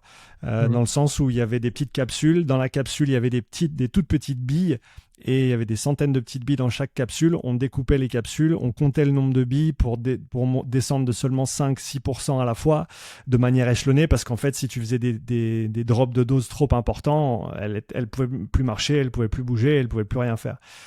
Donc je pense qu'il faut avoir conscience aussi de ces choses-là, et encore une fois, travailler avec des professionnels, et idéalement bien comprendre le contexte du médicament qu'on va utiliser, et le faire intelligemment. Mais je te laisse continuer. Déjà, je fais le parallèle avec l'entraînement. C'est, comme je te disais, avec le matériel, c'est les équipements, tu vois. Avant de vouloir la ceinture pour faire un énorme squat, les chaussures parfaites et tout, moi, j'ai toujours, et c'est pour ça que je suis rentré par la porte du Calcini, me renforcer naturellement, me renforcer à poil, quoi. Juste un short, pieds nus, je me renforce comme ça. Et après, on commence à optimiser, mais j'ai toujours eu peur d'être dépendant en fait d'un truc, de me dire, tu vois, comme les pré-workouts, comme les trucs comme ça, là maintenant je les utilise, et je vois que, et d'ailleurs celui avec qui t'es, c'est mon préféré, mais bref, non mais celui-là il m'emmène tellement loin, mais je me suis toujours dit, je veux pas être dépendant de ça, je veux garder comme le contrôle. Parce que le jour où j'en ai pas, je veux pas que ça influence négativement mon entraînement. Et ça a été tout un cheminement, tu vois. Et maintenant, oui, je les utilise parce qu'en fait, c'est une optimisation et ça te permet de passer des caps. Et quand je prends après, ça augmente, je le sens, de peut-être, je sais pas, 5% mon entraînement. Je sens que je suis beaucoup plus focus. Enfin, c'est un truc de ouf. Mais parce que j'ai fait le travail avant. Donc ça, c'était pour faire le parallèle avec l'entraînement et justement les médocs. Ensuite, du coup, pas mal de choses intéressantes là-dessus. Tu vois, tu as parlé aussi c'est mon corps physique qui a lâché. J'ai fait une pause sur l'entraînement, mais en soi, j'ai réussi à pas stopper. Tu vois, le sport pour moi, c'est mon meilleur allié, et j'ai réussi à continuer malgré que j'étais dans un down complet. Mais là où ce qui m'a emmené quand même plus sur ce down, c'est dans la tête, c'est mon mental à vouloir tout contrôler, à avoir peur du futur, etc. En fait, vu que j'étais en train de perdre un peu mon identité sportive, etc., je me dis, ah ouais, mais en fait, les programmes, ça marchera plus. YouTube, en fait, je partagerai plus rien. Et je suis allé très loin. Donc déjà, Le jour de mon anniv, le 28 décembre, je suis allé à l'hôpital parce que errance encore, tu vois, en mode j'étais tellement pas bien que je savais pas à qui comment aller mieux, tu vois, parce que mais je vis tellement les trucs à fond, j'étais pas bien. Et bah, on m'a, à part passer 2 heures dans une chambre, j'ai rien eu. Donc, en fait, c'était dur à vivre parce qu'en fait, ce qui, je pense, est dur dans un burn-out dépression, c'est de faire le pas d'aller voir des spécialistes. Mais je l'ai fait dès le début. Et bah, enfin, il y avait rien, tu vois. Donc, j'étais là, mais attends, mais. Et en fait, je suis arrivé à la conclusion que, enfin, c'est toi avec toi-même et il faut se sauver à soi-même. Mais il y a eu des très bons professionnels. Je suis allé notamment voir une psy et même elle, tu vois, elle m'a dit, bah moi, en fait, je suis psy, donc je suis pas pour te prescrire des médocs parce qu'en fait, son intérêt, c'est que je revienne la voir pour que je la paye, tu vois. Et elle me l'a dit honnêtement, tu vois. Mais même elle m'a dit, Flo, là, je sais même pas si enfin, tu vois, j'étais en appel et tout. Je sais même pas si on va se revoir demain en appel.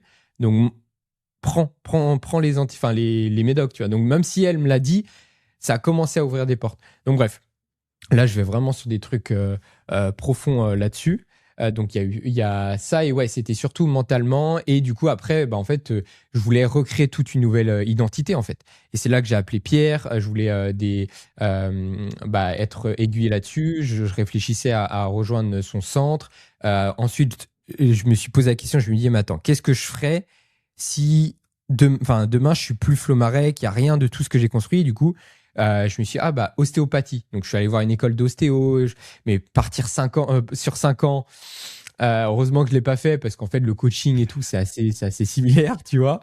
J'ai eu ça, je me suis inscrit au concours de gendarmerie. Donc, j'ai passé le premier concours, je l'ai eu, et le concours de sous-officier, j'y suis pas allé du coup parce que ça allait mieux. Mais j'ai payé une prépa et tout. Et donc, j'ai fait vraiment l'inverse, en mode je suis entrepreneur libre et je vais dans l'inverse, en mode gendarme hyper strict et tout. Et parce que je savais pas quoi faire de mon. Enfin, j'avais plus confiance en mon avenir, quoi. Donc, c'était surtout ça qui me tracassait. Et l'entraînement, je l'ai gardé pour refaire juste le pont avec ce qu'on disait tout à l'heure avec les cours et tout. Bah, du coup, quand je suis rentré en Bretagne, je me suis inscrit au cours collectif d'Aerox parce que j'arrivais pas à m'entraîner sinon. Et il y avait un coach, donc Clément, s'il écoute, je crois qu'il écoutera, il a répondu aux stories que j'ai mis quand il a vu que j'étais invité sur ton podcast. Et ouais, il était coach Aerox, ça m'a fait trop du bien en fait, parce que j'avais l'énergie du groupe. En fait, je réfléchissais pas à ma séance, je déconnectais pendant 1 heure, je tirais des sleds, des skiers. Et je voyais qu'on se dépassait tous et pas de niveau, pas de facettes ou quoi. On se checkait à la fin et c'est ça que j'ai aimé. Et c'est ça que je pense que les gens aiment dans les cours co. Et c'est ce qu'on disait un peu tout à l'heure. Tu as des trucs qui sont adaptés à tes niveaux enfin, tes stades de vie. Et il en faut pour tout le monde. Et moi, je trouve que les cours co pour ça, avant, je me disais, ouais, on va pas trop dans la science, c'est pas assez précis, mais on s'en fout. Là, le plus important, c'est de se dépasser ensemble et tout. Et voilà, et puis ça a été un peu le début de remonter sur la pente et puis de coacher physique en présentiel, de voir en fait que non, j'avais de l'impact positif, que j'étais capable de fédérer, que les gens étaient trop contents. Les trucs les plus full, c'est après l'Aerox, c'est la calisthénie, alors qu'il y a des cours d'haltéro, des cours de cross training, enfin il y a tout. Et les gens sont comme des fous. Et puis, enfin, j'ai des super retours sur mon coaching, sur tout ça. Et du coup, ça m'a redonné un peu tout ça, toute la flamme. Et voilà. C'est ce qui ressort pour moi déjà, bravo, parce que c'est beau de voir et je sens l'énergie que tu transmets au travers de cette histoire et du cheminement que tu as parcouru et où tu es aujourd'hui avec tout ce que tu as traversé.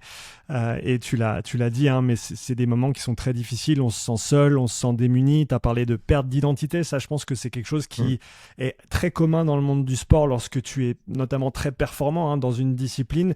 Et que d'un coup, pour une histoire de blessure ou pour une histoire comme ta situation avec un burn-out, une dépression, ou peut-être qu'il y avait du surmenage, peut-être qu'il y avait un mélange de plein de choses qui ont fait que tu peux plus t'exprimer de la manière dont tu as l'habitude de t'exprimer. Et ça, quand tu peux plus t'identifier à ce que tu fais, comme tu l'as dit, tu remets tout en question parce que le socle sur lequel tu avais basé toute ta pratique, qui est « je suis un athlète, je performe, j'aime m'entraîner », une fois que ça change, même si voilà, c'est temporaire et tu as réussi à retrouver justement ce plaisir au fur et à mesure de l'amélioration de ta situation, bah, c'est quelque chose d'extrêmement déstabilisant. Et je pense que c'est important d'en parler et c'est aussi, à mon avis, une des raisons pour lesquelles, en parallèle de l'entraînement, on devrait chercher à se développer au niveau personnel dans d'autres filières, dans d'autres choses. Ça peut être apprendre à faire de la guitare, ça peut être faire partie d'un groupe de lecture, peu importe ce que tu décides de faire, mais en fait que ton identité elle soit pas à 100% définie par ton activité physique, que tu aies un noyau familial, que tu aies une relation intime avec quelqu'un ou avec tes amis qui font que tu as ces choses-là sur lesquelles tu peux te reposer, même quand au niveau sportif ça va pas, même si au niveau professionnel c'est un moment difficile. Mais ce qui ressort pour moi de toute ton histoire, c'est le fait que t'as jamais été passif. Tu as été acteur de ta situation du début à la fin. Et même si tu n'étais pas sûr de quoi faire, tu as mis un pied en avant, tu as avancé. Et le fait d'avancer, je pense que c'est une des seules manières de sortir d'une situation dont on n'est pas content. Le pire, c'est de rester statique, c'est de ne pas bouger. Et même si tu as peur de ne pas aller dans la bonne direction, ben, ce qui est cool, c'est que le fait d'avancer, le fait d'être acteur, ça va à un moment donné forcément t'aider à te réorienter. Et si tu marches dans la mauvaise direction, peut-être que comme tu l'as dit, j'ai fait les concours de gendarmerie parce que je me suis dit peut-être que c'est ça qu'il me faut, peut-être que je vais aller là-dedans. Ben, le fait de le faire, c'est aussi ça qui t'a permis de dire ah non, en fait, c'est pas ça que je veux ou c'est pas ça ce dont j'ai besoin. Mais si t'avais pas essayé, t'aurais peut-être pas eu la réponse aussi rapidement. Et je pense que ça, pour moi, c'est une leçon importante, c'est d'être acteur de ton futur et surtout de ton présent. Et dans le doute, c'est pas grave, tu as le droit de douter, tu as le droit de pas savoir, mais ce qui est important, c'est de faire et c'est d'avancer. Et quoi qu'il arrive, le fait de faire, c'est ce qui va t'aider à atteindre ce que tu veux, même si à certains moments, tu sais pas exactement ce que tu veux. Et surtout aussi à comprendre des principes, parce que moi, c'est comme... Enfin, j'ai l'impression que... Je sais pas si je suis le seul comme ça, mais je pense qu'on est tous pareils. Tu sais, tu as l'impression d'avoir compris un truc. Moi, je me rappelle quand j'ai créé mes programmes, donc en 2020, je crois, 21, mes premiers modules théoriques, c'était pour parler du concept d'antifragilité que j'avais ressenti moi, mais c'est en visionnant des vidéos de Pierre, donc Pierre Dufraisse sur YouTube, c'est la première personne à avoir mis des mots sur ce concept-là. Et j'étais là, mais ouais, c'est ça, tu vois, l'entraînement, tous ces principes-là. Et en fait, je me suis rendu compte que bah, je le connaissais peut-être dans l'entraînement, mais pas encore dans la vie, tu vois. Et même dans la vie entrepreneuriale, sur plein de trucs, comme tu disais, que bah pour moi, essayer d'avoir un système antifragile, c'est, comme tu dis, ne pas avoir qu'une seule identité. Et c'est pas mettre tous ses œufs dans le même panier. C'est pareil pour les investissements, c'est pareil dans plein de choses, tu vois.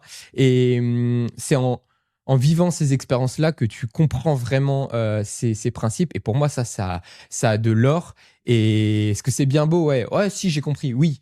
Mais est-ce que tu l'as vécu après, derrière? Tu vois, c'est différent. Enfin, et pour moi, c'est vraiment important à ce truc-là. Et, ouais, et l'identité, enfin, tout ce que tu as dit là, je ne vais pas reparaphraser tes choses, mais j'étais totalement aligné sur tout ça et sur ce socle qui est pour moi, bah, c'est pareil, ouais, je pense à ça tout à l'heure, c'est que Pierre, il parlait beaucoup voilà, de la base de l'identité et je comprenais pas, je passais déjà à l'étape 2 parce que j'avais l'identité depuis que je suis gosse, je suis sportif, etc. Mais là, je suis redevenu, j'ai fait fiou, je suis redevenu et j'ai compris, ah ouais, en fait, tout part de là et j'ai refait les étages progressivement, redéfinir ça. Et ouais, non, c'est une expérience intéressante. Tu as parlé de triptyque tout à l'heure et ça me fait penser à quelque chose que j'ai entendu récemment que je trouve très intelligent, pas intelligent, très intéressant dans la mesure de être aligné en tant qu'être humain et qu'il y a 3 grandes facettes si on veut. Il y a le fait d'être aligné avec soi-même, il y a le fait d'être aligné avec sa communauté, les gens autour de nous, et le fait d'être aligné avec le divin, quelque chose qui est au-delà.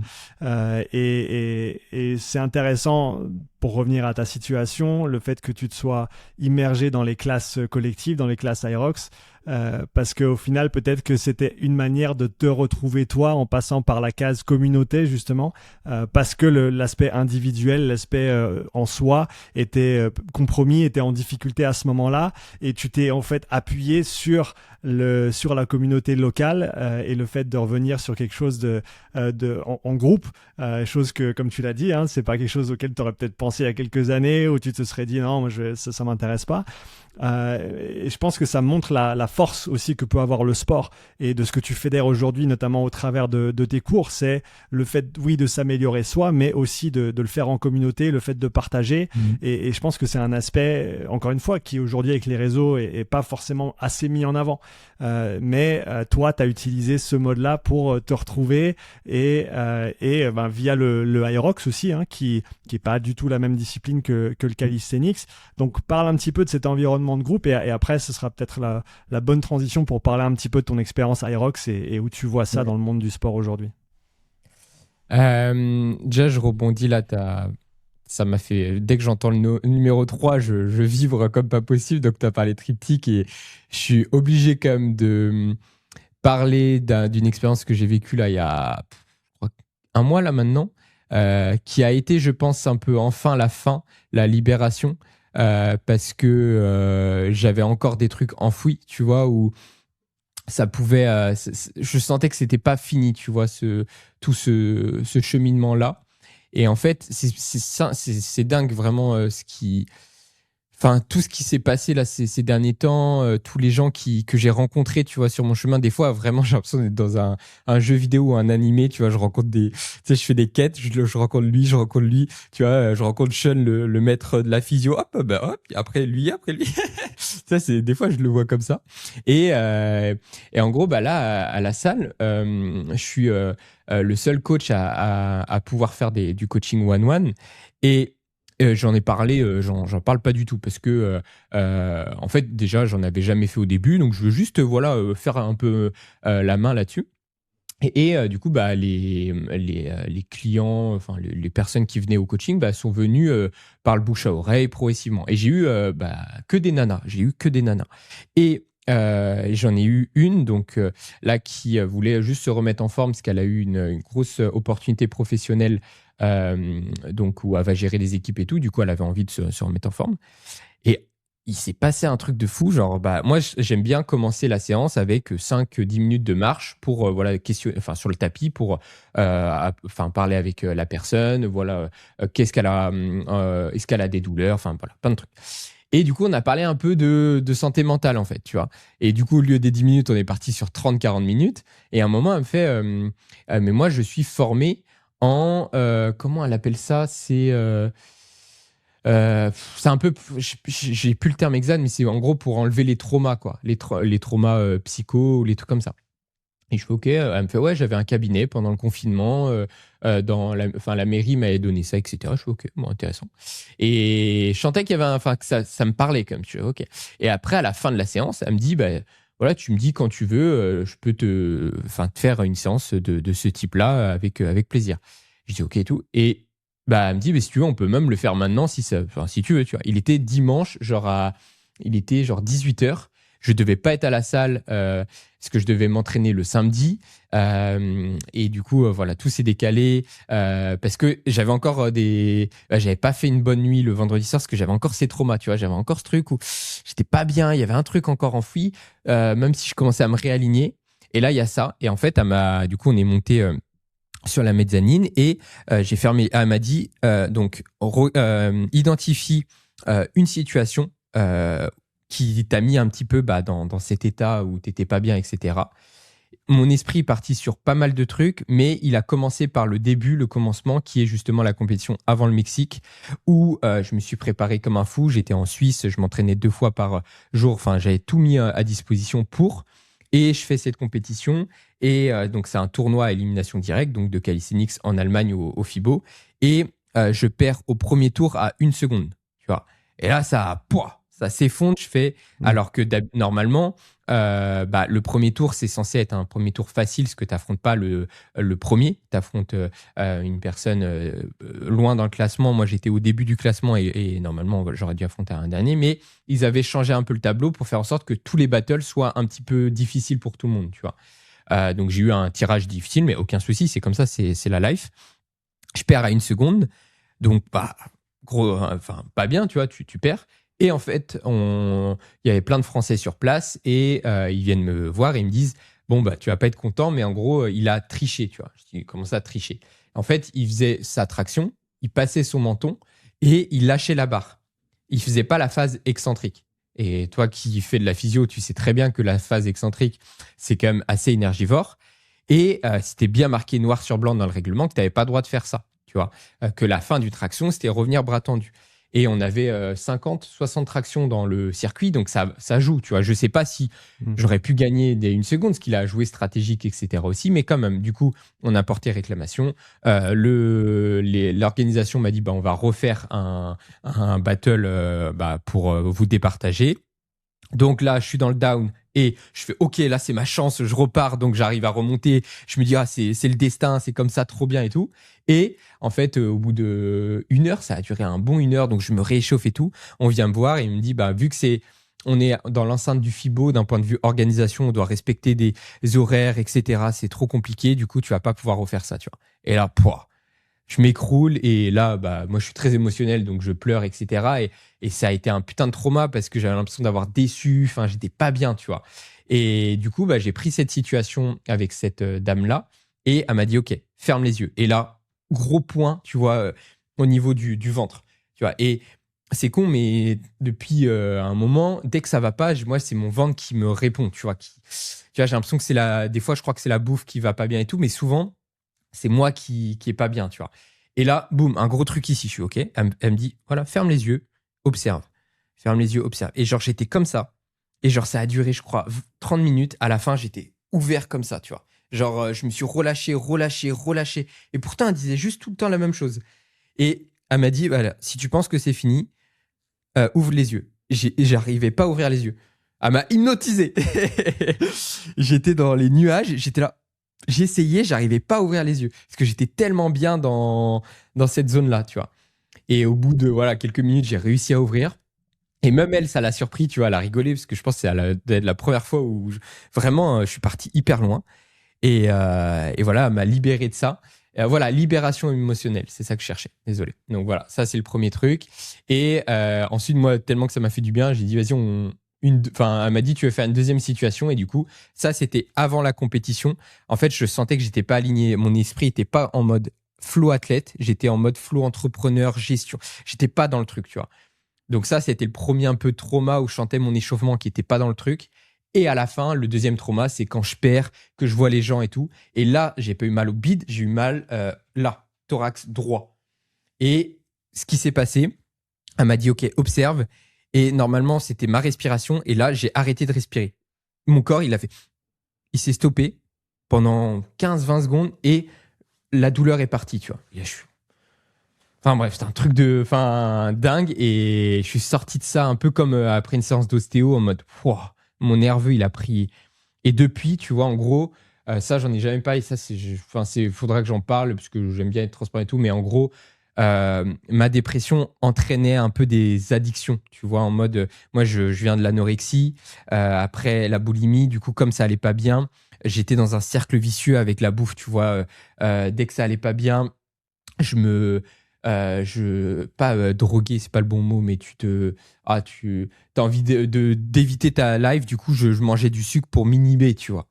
Et je sentais que ça revenait. Et tu vois, en gros, là, je l'avais pas dit tout à l'heure, mais le vendredi soir, c'était ça qui s'est passé. Donc, c'est pour ça que j'ai pas bien dormi, tu vois. C'est pour ça que je me suis pas entraîné le samedi. Et je sentais qu'il y avait encore un truc, tu vois. Tout allait bien, mais il y avait encore ça. Et depuis que j'ai fait les séances, ça fait plus d'1 mois maintenant, j'ai plus du tout eu de crise, en fait, parce que tout va bien, tu vois. Le trauma, il est parti. Et voilà. Dingue. Et ce soir-là, il y avait le Bouzeux et Théo le Guerrier dans la salle. C'est là qu'on a fait après un Aerox le lendemain. Enfin, bref, c'était un alignement. Il y avait ça avait aucun sens, mais c'était fou. Ah, Donc, voilà. c'est une belle expérience en tout cas, telle que tu l'as décrit, et forcément qui a eu beaucoup d'impact sur toi à ce moment-là, de par ce que tu as ressenti, de par ce que ça a permis, enfin, ça t'a permis de passer outre. Et ça, c'est vraiment une belle chose. Et comme quoi, des fois, faut simplement être ouvert et être prêt à dire oui quand on nous propose des choses, surtout si on sent que c'est la bonne chose à faire. Je Mm. pense que l'intuition pour ça, elle est pas mal quand même. Et il faut se fier à son ressenti. Et que ça peut souvent nous mener vers des choses comme ça qui vont être bénéfiques. Pour parler un petit peu Aerox, Mm. donc avant de commencer ces groupes classes Aerox, avant de faire ton premier Aerox, quelle était ta perspective sur la discipline et comment est-ce que tu vois la chose aujourd'hui? Bah, ma perspective, c'était plus mon œil entrepreneur en mode putain, ils sont trop forts. Hmm. Ils sont trop forts. Ils ont des énormes points forts où ils ont simplifié énormément la discipline. Du coup, ils l'ont rendu hyper accessible. Ils ont créé une communauté de dingue. Donc, un peu comme tout le monde, tu vois, assez inspiré par ça. Enfin, pas inspiré, mais ouais, je respectais de dingue l'organisation. Le sport en lui-même, je l'avais pas testé. Et sur le papier, tu te dis, bon, c'est un truc hybride, ça n'a pas l'air si compliqué, etc. On avait fait du coup, on avait fait une petite simulation avec Thomas à l'époque en Suisse. Tonton Tom Tom, on lui fait un petit, un petit big up. Et là, j'avais commencé un peu à capter ouais, quand même les sensations, etc. Et après, en fait, donc les cours co, ça m'a du coup fait du bien pour ça, de changer aussi un peu de discipline. Et je savais que moi, mon gros facteur limitant, c'est mon système central, c'est mon cœur. Au niveau physiologique, j'ai une très bonne capacité à utiliser l'oxygène au niveau de au niveau de mes muscles, etc. Je suis très endurant d'un point de vue musculaire, mais je suis très limité par mon cardio. Et le jour où justement, bah, grâce à toi, hein, où il y avait Staps et après toi, le jour où j'ai mis du cardio dans ma pratique, poum, ça m'a fait passer un cap immense parce que j'étais bridé et je le suis toujours. Tu vois, je le sens que j'ai mon moteur. Je dois avoir des petits poumons, tu vois. Bah, de toute façon, on avait fait les tests ensemble. J'ai vraiment pas un cardio. Ça va dans la moyenne, mais c'est loin d'être stratosphérique. Et du coup, bah, en fait, l'année dernière, j'ai fait mon premier Aerox. Bah, la semaine après ce trauma de compétition, parce que c'était à Paris au Grand Palais, c'était juste pour le faire avec les copains, et j'ai pris une machine à laver monumentale parce que j'avais pas du tout préparé le truc. J'ai fait des tours en plus. Bah, de toute façon, on peut voir mes trucs. J'ai des temps en 7 minutes des fois sur le 1 km, que je comprenais rien. Et en fait, c'était ma volonté. Je voulais te dire, voir, ok, c'est quoi mon niveau de fitness actuel, tu vois, un peu en modalité CrossFit. Ok, je sais pas c'est quoi l'épreuve, mais c'est ça normalement le sport, tu vois. C'est être prêt à l'imprévisible. Qu'est-ce que je donne à ce moment-là, tu vois. Et du coup, bon, bref, j'ai pris une petite machine à laver. Et après, je m'étais dit, bon, j'en referai un peu plus préparé pour voir. Et du coup, là, j'ai refait le Grand Palais. Et dans la logique, c'était, bah, vu que mon facteur limitant, c'est le cœur, je me dis, là, je sens que comme l'aérox, ça me fait du bien. Et bah, je le planifie tôt dans ma saison. Je me donne cet objectif-là. Je me force à faire de la course, du rameur, du skierg pour augmenter ma caisse et pour me sentir mieux après sur mes workouts. Et c'était ça, cette volonté. Et du coup, je me sens beaucoup, beaucoup mieux. Voilà. Et après, qu'est-ce que je pense du sport? Bah, après, c'est un sport à part entière pour lui. Peut-être un peu trop accessible, tu vois. Et là, je me faisais un peu la réflexion hier dans la salle où j'étais, en fait, enfin, où je coach. Là, moi, j'ai toujours aimé analyser. Je suranalyse des fois un petit peu les trucs. Et du coup, je voyais un peu, tu vois, le type de personnes qui viennent au cours Aerox, le type de personnes qui viennent au cross-training, le type de personnes qui viennent au calisthenics, le type de personnes qui font du power. Et je vois quand même que je pense que ce qui se dessine pour les cours Aerox, ça va être beaucoup plus en mode un peu plus, tu vois, perte de poids, fitness, tu vois, des gens, bah, comme un peu j'étais il y a quelques mois, tu vois. Moi, c'était aussi pour ça, c'était, ouais, bien-être, etc. Et donc voilà, moi je trouve que il en faut pour tout le monde et c'est trop trop bien pour ça. Et puis après, tu as le côté performance où là, c'est des putains de machines, quoi. Mais voilà. pour quelqu'un qui fait du calisthenics, mais qui veut avoir un développement complet, à ton avis, est-ce que les deux peuvent être combinés intelligemment sur une année, sur une saison? Comment tu vois la chose? Sur une année, donc comment moi je défie, enfin le truc, comment je le structure. Ça, j'en ai parlé dans mon programme Force Endurance. Encore une fois, j'aime bien mettre les choses dans des niveaux. C'est-à-dire que pour moi, le débutant, il peut pas faire une séance Aerox plus calisthenics. Il faut qu'il dissocie. Et même, je vais encore plus loin, il faut qu'il fasse un cycle 100% street, enfin calisthenics, un cycle 100% Aerox. Ça, c'est le niveau 1. Je dis débutant, mais voilà, on s'est compris. On va plus dire niveau 1. Niveau 2, tu peux commencer à onduler entre les deux dans ta semaine. Ou dans ta semaine. Donc, jour 1, je fais calisthenics. Jour 2, Aerox. Jour 3, low intensity. Et après, je repars. Tu vois. Et le niveau 3, là, tu peux commencer à tout mixer dans la même séance ou dans la même journée, plutôt. Et encore, ça dépend de tes objectifs et de tes qualités physiques que tu veux développer. Donc voilà comment ça se fait. Et moi, je l'ai testé. Et il y en a plein qui m'ont répondu et qui s'entraînaient aussi comme ça. C'est parce qu'en fait, le Hyrox, c'est très, très, très bas du corps. Donc, nous, en calisthenics, on laisse enfin, on a beaucoup, on a des pistoles, on a des box jump, on a des squats, etc. Mais c'est quand même majoritairement haut. Et du coup, les deux sont trop complémentaires. En fait, vraiment, tu fais Aerox plus calisthenics, mais tu te sens trop, trop bien. Et après, si tu es en plus plus intelligent sur les qualités physiques, tu peux faire la même chose. Niveau 1, tu fais un gros cycle plus d'endurance dans les deux. Niveau 2, tu fais force, endurance dans ta semaine. Et niveau 3, tu arrives à faire les deux dans la même journée, tu vois. Et voilà un peu comment j'arrive à créer la synergie un peu avec les deux, quoi. Maintenant, au niveau des disciplines en elles-mêmes, quand tu vois ce qu'a fait le Aerox, comme tu l'as dit, ils sont très très forts au niveau de la communication, au niveau de l'image, l'association de marques dont on a parlé avant aussi. Qu'est-ce que tu aimerais voir de par la communauté de calisthenics qu'on voit peut-être aujourd'hui dans la communauté Aerox qui pourrait aider la calisthénie à se développer de son côté? Là, je viens d'y penser, mais c'est, je pense, toucher un public un petit peu plus âgé. Tu vois, là, il y a les championnats de France, pas ce week-end-là, le week-end d'après. Donc, il y aura beaucoup d'athlètes et tout, mais en fait, il n'y a pas de... Ça s'arrête, il faudra que je regarde, mais je pense que ça s'arrête à 32 ans, grand max, tu vois. Et en fait, on est encore... Mais c'est normal, parce que c'est une pratique jeune, etc. Mais je pense que, là, je viens juste d'y penser, mais c'est vrai qu'Aerox, ça touche le cadre, ça touche la personne, voilà, de 35 ans, qui a un certain pouvoir d'achat, etc. Et moi, je le vois bien. Dans mes cours, c'est le même type de personnes. Et je pense qu'il faut leur proposer quelque chose, il faut leur offrir quelque chose à ces gens-là. Pour l'instant, ils n'ont rien en calisthénie. Donc voilà, moi, c'est ça que je dirais. Le premier truc au début qui m'est venu, c'est rendre le truc accessible. Oui, ok, mais là, je vais un peu plus loin sur, je pense, donner quelque chose à ce type de personnes-là, quoi.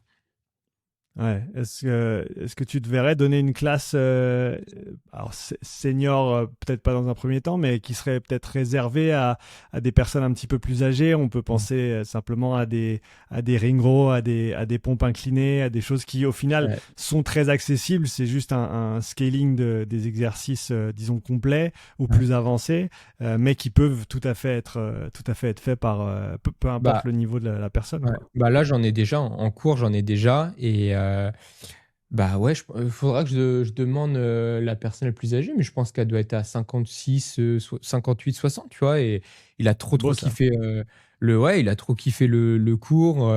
Il va revenir là tous les jeudis. Et ouais, en fait, c'est les niveaux. Et puis, je pense que, de toute façon, le poids de corps, ça a toujours été exécuté depuis la nuit des temps, etc.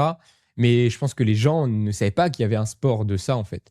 Et l'autre élément sur lequel je voulais, et puis je suis curieux d'avoir ton avis aussi, parce que je sais que c'est un outil que tu utilises, mais en fait, pour rendre accessible une discipline, faut limiter les freins d'entrée. Et bon, l'Aerox, t'as comme le skier, etc., qui est compliqué, mais moi, je préfère regarder encore un truc encore plus accessible, la course à pied. Qu'est-ce que tu as besoin pour la course à pied? Une paire de baskets, c'est tout. Tous les foyers en France ont des baskets, tu vois. Et du coup, je me suis creusé la tête pour la calisthénie. Qu'est-ce qui est le plus accessible? Bah, c'est les anneaux, en fait. Tu vois, ou le TRX, mais je dirais même les anneaux, tu sais, c'est encore mieux. Et en fait, ça, tu peux l'avoir partout dans tous les foyers. Il faut juste montrer que c'est possible. Et je sais que je crois, si je m'amuse, tu t'entraînes un petit peu avec les anneaux. Ouais, on a la chance d'avoir une véranda avec un plafond qui est assez haut et une belle poutre en haut. Et donc, j'en ai profité pour accrocher les anneaux là-haut. Ouais.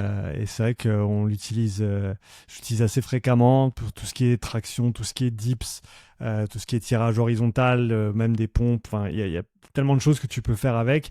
Et c'est tellement facile de le scaler en fait, parce que il suffit de les baisser un petit peu, poser tes pieds au sol, et tout le monde peut faire une traction assistée, entre guillemets, Mhm. en s'aidant avec les jambes. Tu t'aides autant qu'il faut, mais tu es capable de le faire.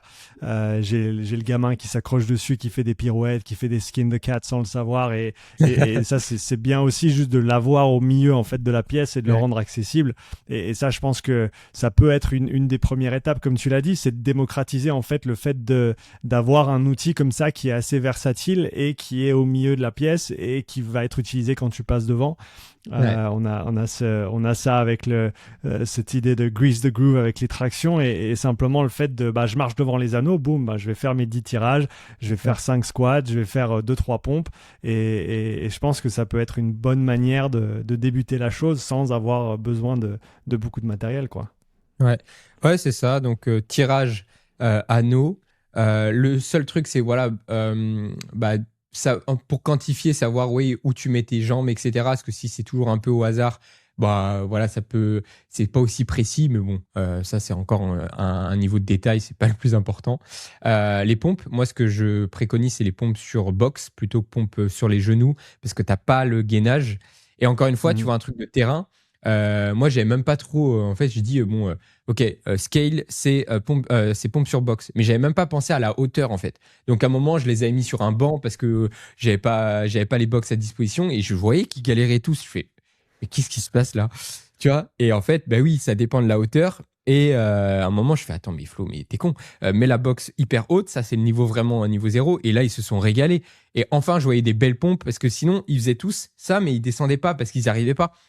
Et ça commençait un peu à m'énerver. J'étais là, mais attends, c'est des pompes sur box quand même. Mais oui, mais la box, elle est hyper basse. Et donc voilà, donc jouer sur ces hauteurs-là. Et après, les jambes, moi, j'ai toujours fonctionné en pattern, donc pousser, tirage. Et pour les jambes, tout ce qui va être accroupissement. Et puis la course, le run. Si en fait, moi là, j'ai fait le choix, parce que j'organise une Calisthenics Infinity, c'est un peu tiré de la backyard, sur des fenêtres de 5 minutes. Tu pourras tester, tu me donneras ton temps. Il y a 3 niveaux, donc débutant, intermédiaire, confirmé. Donc toutes les 5 minutes, les pratiquants ils vont devoir faire 300 mètres de course, 20 pompes et 10 tractions. Mhm. Pour les débutants, c'est pompe sur box et traction australienne. Pour les intermédiaires, c'est classique. Et pour les confirmés, c'est avec un gilet LST. Et j'avais le choix entre faire de la course ou des squats, tu vois. Et quand je leur ai proposé ça, parce qu'on l'a déjà testé à l'entraînement, ils ont gueulé. Hein. Ils ont dit non, mais moi je viens faire de la calisthénie, je viens pas là pour courir, machin. Et tu vois, tu dois l'assumer ce truc. Tu dois te dire attends, pour moi, je préfère être capable de courir. Un squat, c'est aussi très important. Mais voilà, faut faire un choix. Et bref, voilà. C'est c'est un bon choix, à mon avis. Le fait d'inclure la course là-dedans, ça force à faire le pont entre les deux mondes. Et comme tu as dit, les gens, ah non, moi je suis venu là pour ça. C'est un peu comme faire 3 exercices de renfort avec les coureurs. Ils vont dire, ah, je suis pas là pour faire ça, je suis là pour C'est faire de la ça. course. Mais au final, tout le monde y gagne. Et ça, je pense que c'est vraiment quelque chose de très très important. Il y avait une question de Léo, Léo que je salue bien, avec qui on parle depuis très longtemps maintenant, qui demandait, et ça va nous permettre d'arriver gentiment sur la fin de ce podcast, qu'est-ce qui t'anime aujourd'hui sur le plan professionnel? Tu as parlé de refaire un peu ton image, de réorienter un Mm. petit peu tes activités. Qu'est-ce qui t'anime aujourd'hui et dans quelle direction tu veux prendre les choses avec ce que tu fais au niveau pro? Euh, c'est une très très bonne question et heureusement que tu me la poses maintenant et non il y a un mois parce que là j'aurais été là wow je serais parti sur un truc et c'était pas encore. De toute façon, c'est comme tout, il faut un plan et après, il s'adapte. Mais il y a un truc que je ne veux plus, c'est de m'oublier dans tous les projets que je fais. Parce que moi, ce qui me donne de l'énergie, mais ce qui m'en prend aussi, c'est paradoxal, mais ça m'en donne comme plus que ça m'en prend, c'est le partage. Vraiment, en fait, il est dur ce côté-là à assumer. Enfin, pas assumer, mais à se le dire dans son identité perso. Mais je pense qu'il faut juste enlever l'ego. Si je devais choisir entre Flomarec Performance ou Flomarec Coaching, partage, je choisirais coaching partage. Parce que c'est. Moi, je préfère largement voir la réussite de quelqu'un plutôt que ma propre réussite avec le trophée sur le podium. Mais ça, c'est. Après, en fait, je mets encore de la nuance là-dessus parce que le fait de gagner quelque chose, ça a aussi de l'impact parce que les gens s'inspirent de toi, etc. Donc voilà, les deux sont là. Mais en tout cas, aujourd'hui, en 2026, ça changera peut-être. Si je devais faire un choix, je choisirais quand même coaching partage parce que il y a trop, c'est infini, c'est fou, c'est infini et la compétition, c'est plus, il y a plein de trucs que tu contrôles pas et tu vois des choses comme qui s'est passé sur ma dernière compète, etc. Enfin mon avant-dernière, c'est dur et voilà. Bref, il y a ce côté-là, donc voilà, ne plus m'oublier dans des projets. Donc donner, mais apprendre aussi à pas s'oublier. Enfin, moi, je me suis répété. Ensuite, du coup, professionnellement, donc voilà, en fait, ça fait le pont avec tout ça parce que si demain, j'avais plus besoin de gagner, de me faire rémunérer par mes activités, en fait, je ferais que du partage, tu vois. Je serais tout le temps dans donner, donner, donner, donner, donner. Mais encore une fois, on ne vit pas dans un monde de bisounours et mon frigo va pas se remplir comme ça. Donc, il faut réfléchir à un système. Et en fait, ça participe à tout le monde. Et moi, mon but, c'est de développer le marché du calisthenics. Plus le marché du calisthenics sera gros, plus les coachs, les créateurs de contenu vont augmenter leurs sources de revenus, vont augmenter leurs projets, vont augmenter tout ça. Donc là, j'ai un impact positif sur tout ça. Ensuite, c'est de développer, enfin de mettre mon énergie là où personne ne peut me remplacer. Donc garder ces cours co, même si c'est pas du tout rentable pour moi ou quoi, mais je le fais pas du tout pour ça. Je le fais vraiment pour garder un pied sur le terrain et avoir mon petit laboratoire et être connecté à l'humain, tout simplement. Ensuite, concevoir ce qui m'a quand même m'a permis de vivre de ce sport, c'est continuer à concevoir mes programmes. Parce que quand je vois l'impact que ça a sur la gendarmerie, les pompiers, etc., il y a un gros truc à développer là-dessus.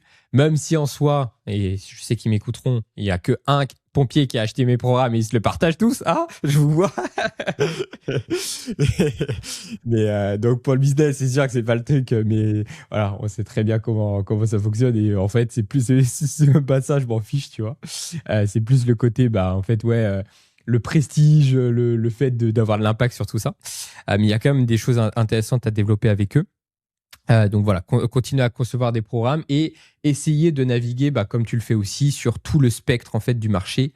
Donc proposer beaucoup de choses, du contenu facile pour les débutants, du contenu un peu plus cher pour les intermédiaires, du contenu plus cher pour les confirmés.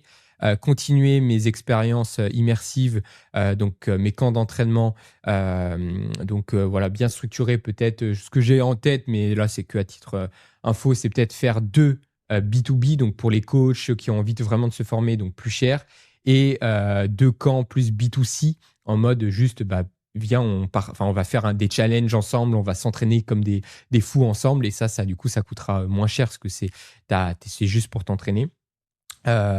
Voilà pour ça et mettre mon énergie sur la présence sur les réseaux et plus réduire l'opérationnel, quoi, réduire le montage vidéo, réduire tout l'aspect logistique en fait à ce niveau-là, reprendre le podcast, reprendre les vidéos YouTube avec une bonne régularité là-dessus et voilà, créer un système vraiment antifragile où j'ai une perspective sur les 6-8 prochains mois, tu vois, où je me dis, ouais, je sais, je peux investir ça et tout. Et pas être là, putain, combien je vais faire le mois prochain avec, vu que j'ai mes programmes, c'est ma plus grosse source de revenus. Heureusement, j'ai encore quelques coachings, etc. Comment je fais, tu vois? Et donc voilà, et prendre le temps de structurer, pas faire les mêmes erreurs où des fois t'as trop là, pas du gain à tête, t'as envie d'aller vite, t'as envie que le truc se réalise. Moi, ça me fait vibrer quand je vois, tu vois, quand ce podcast va sortir,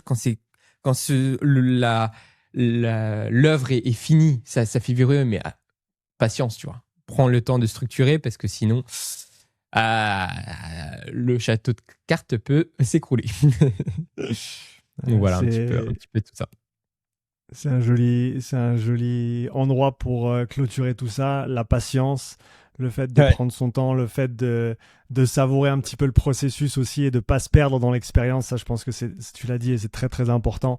Savoir s'écouter, savoir de quoi tu as besoin aujourd'hui et pouvoir t'assurer que peu importe ce que tu choisis de faire, tu le fais de manière durable et faire en sorte que tout le monde y gagne, toi compris, et pas que tu te perdes ou que tu perdes ta santé ou même que tu aies des blessures ou des problèmes au niveau physique de par ce que tu mets en place. Donc écoute Flo, ça a été un énorme plaisir de t'avoir sur le podcast. Ça faisait trop longtemps que ça devait se faire, mais peut-être que c'était bien qu'on attende de pouvoir partager sur tout ça. Merci à toi. Merci beaucoup pour encore une fois ta transparence et ton honnêteté et ta vulnérabilité aussi dans tout ce que tu as partagé. J'espère que ça servira à d'autres aussi qui peut-être soit traversent, soit ont traversé des phases difficiles et avec qui ça peut faire écho et aider à avancer. Pour ceux qui seraient intéressés à développer leur première traction, à devenir plus forts sur leur calisthenics, où est-ce qu'ils peuvent retrouver tout ton travail, tes programmes, etc. Sur mon site, du coup, www.flomarec.com, ça, c'est là où je regroupe tout. Ensuite, sur mon YouTube, Flomarec, sur Insta. Peut-être là, j'aimerais bien reprendre le podcast. Là, du coup, tu vois, tu m'as dit, vas-y, podcast. Du coup, j'ai ressorti tout mon super setup. Donc, je serais chaud d'en faire un. Et puis, je t'inviterai avec grand plaisir parce qu'il y a plein de trucs là. J'ai mon test qu'on avait fait ensemble sous les yeux là. Et il faudra qu'on parle de tout ça parce qu'il y a un lien entre ça et les tractions qui peuvent être qui va être hyper intéressant et ce sera l'occasion, ce sera mon futur programme. Et ce serait cool qu'on puisse échanger un peu là-dessus. Donc voilà, podcast. Et puis après, en physique, pour ceux qui sont dans le coin, sur les expériences, sur les camps, je me déplace un peu partout. Et puis voilà, ouais, comme tu l'as dit, j'espère que ça servira à des coachs, des futurs coachs, à tout le monde, hommes, femmes. Et puis voilà, croyez en vous. Et puis surtout, ayez confiance en vous. Magnifique, j'adore. Merci beaucoup, Flo. À bientôt. Merci à toi, Sean. Ciao. Ciao. Le Mastermind Endurance, c'est pour les coachs prépa physique kiné qui souhaitent comprendre et programmer l'endurance pour leurs sportifs, athlètes, patients. C'est comme si on était à l'école, mais en distanciel. Ça permet de se former plus rapidement et de la meilleure des façons. La mise en pratique tout de suite, ça quand t'es professionnel, c'est vraiment top. Ça rend les choses beaucoup plus simples quand on se pose devant une feuille pour écrire un programme. Le fait d'essayer de synthétiser toute ma pensée autour de l'endurance sur 12 semaines de formation. Tu as donné aussi une formation qui était pour moi très claire, sans trop d'informations. Tu as un support vidéo, tu as un support écrit, tu as un retour. Le fait aussi d'avoir chaque semaine un chapitre, t'es pas noyé dans une masse d'infos dès le départ. Là, ça arrive au compte-gouttes. La plateforme, elle est intuitive, il y a juste à cliquer, tout est à dispo. Avec les retours qui ont été extrêmement positifs. En termes de formation, sur tout ce que j'ai fait, c'est la meilleure structure que j'ai eue. Pour moi, c'est la meilleure formation que j'ai faite à l'heure actuelle. J'ai rien à dire sur ta formation parce qu'elle est vraiment très très bien. Je suis très satisfait. Ça donne toutes les cartes en main d'un point de vue planification de l'endurance. Je travaille plus au hasard. Plus d'assurance et me sentir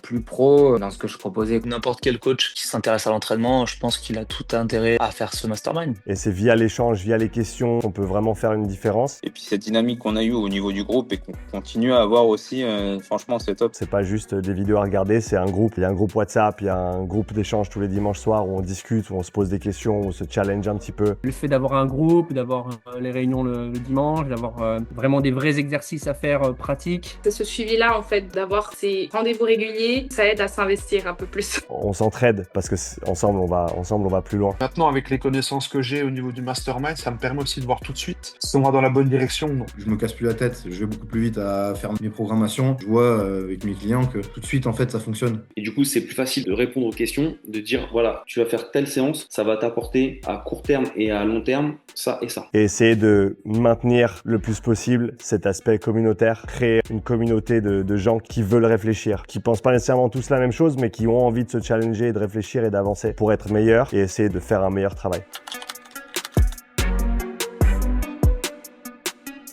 Avant de te quitter, je voulais t'en dire un petit peu plus sur le sponsor de ce podcast. All You Need Nutrition est une marque de compléments alimentaires de la plus haute qualité made in France. D'ailleurs, quand ils m'ont contacté au début, ma femme, qui est nutritionniste de formation, avait pas mal de questions sur les différentes composantes qu'ils utilisent. Alors on s'est fait un call de près de 2 heures avec Myriam, qui est à l'origine de toute la gamme All You Need. Après l'appel, ma femme était très contente de toutes les réponses que Myriam a pu lui apporter et était plus qu'heureuse de collaborer avec une marque de cette qualité. Et si ma femme dit oui à une marque de compléments alimentaires, moi je suis les yeux fermés.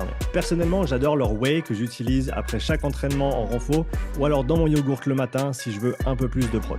Elle est pas trop sucrée et le goût cacao est top. En plus, elle se mélange vraiment bien. Leur produit One est génial si tu veux un léger coup de boost en plus de toutes les vitamines et les minéraux qu'il peut te manquer si tu t'entraînes sérieusement. Ma femme préfère prendre une seule dosette, moi j'en prends 2, alors assure-toi de trouver la dose qui te convient. Mention spéciale pour leur shaker qui est littéralement le meilleur shaker que j'ai utilisé ces 15 dernières années. Ça fait plus de 2 mois qu'on utilise leurs produits et on est vraiment très content de pouvoir travailler avec eux. Alors si tu veux soutenir ce podcast, clique le lien dans la description et découvre toute la gamme All You Need et utilise le code UPSIDE pour bénéficier de 10% de rabais sur ta prochaine commande. Merci et à bientôt pour le prochain épisode.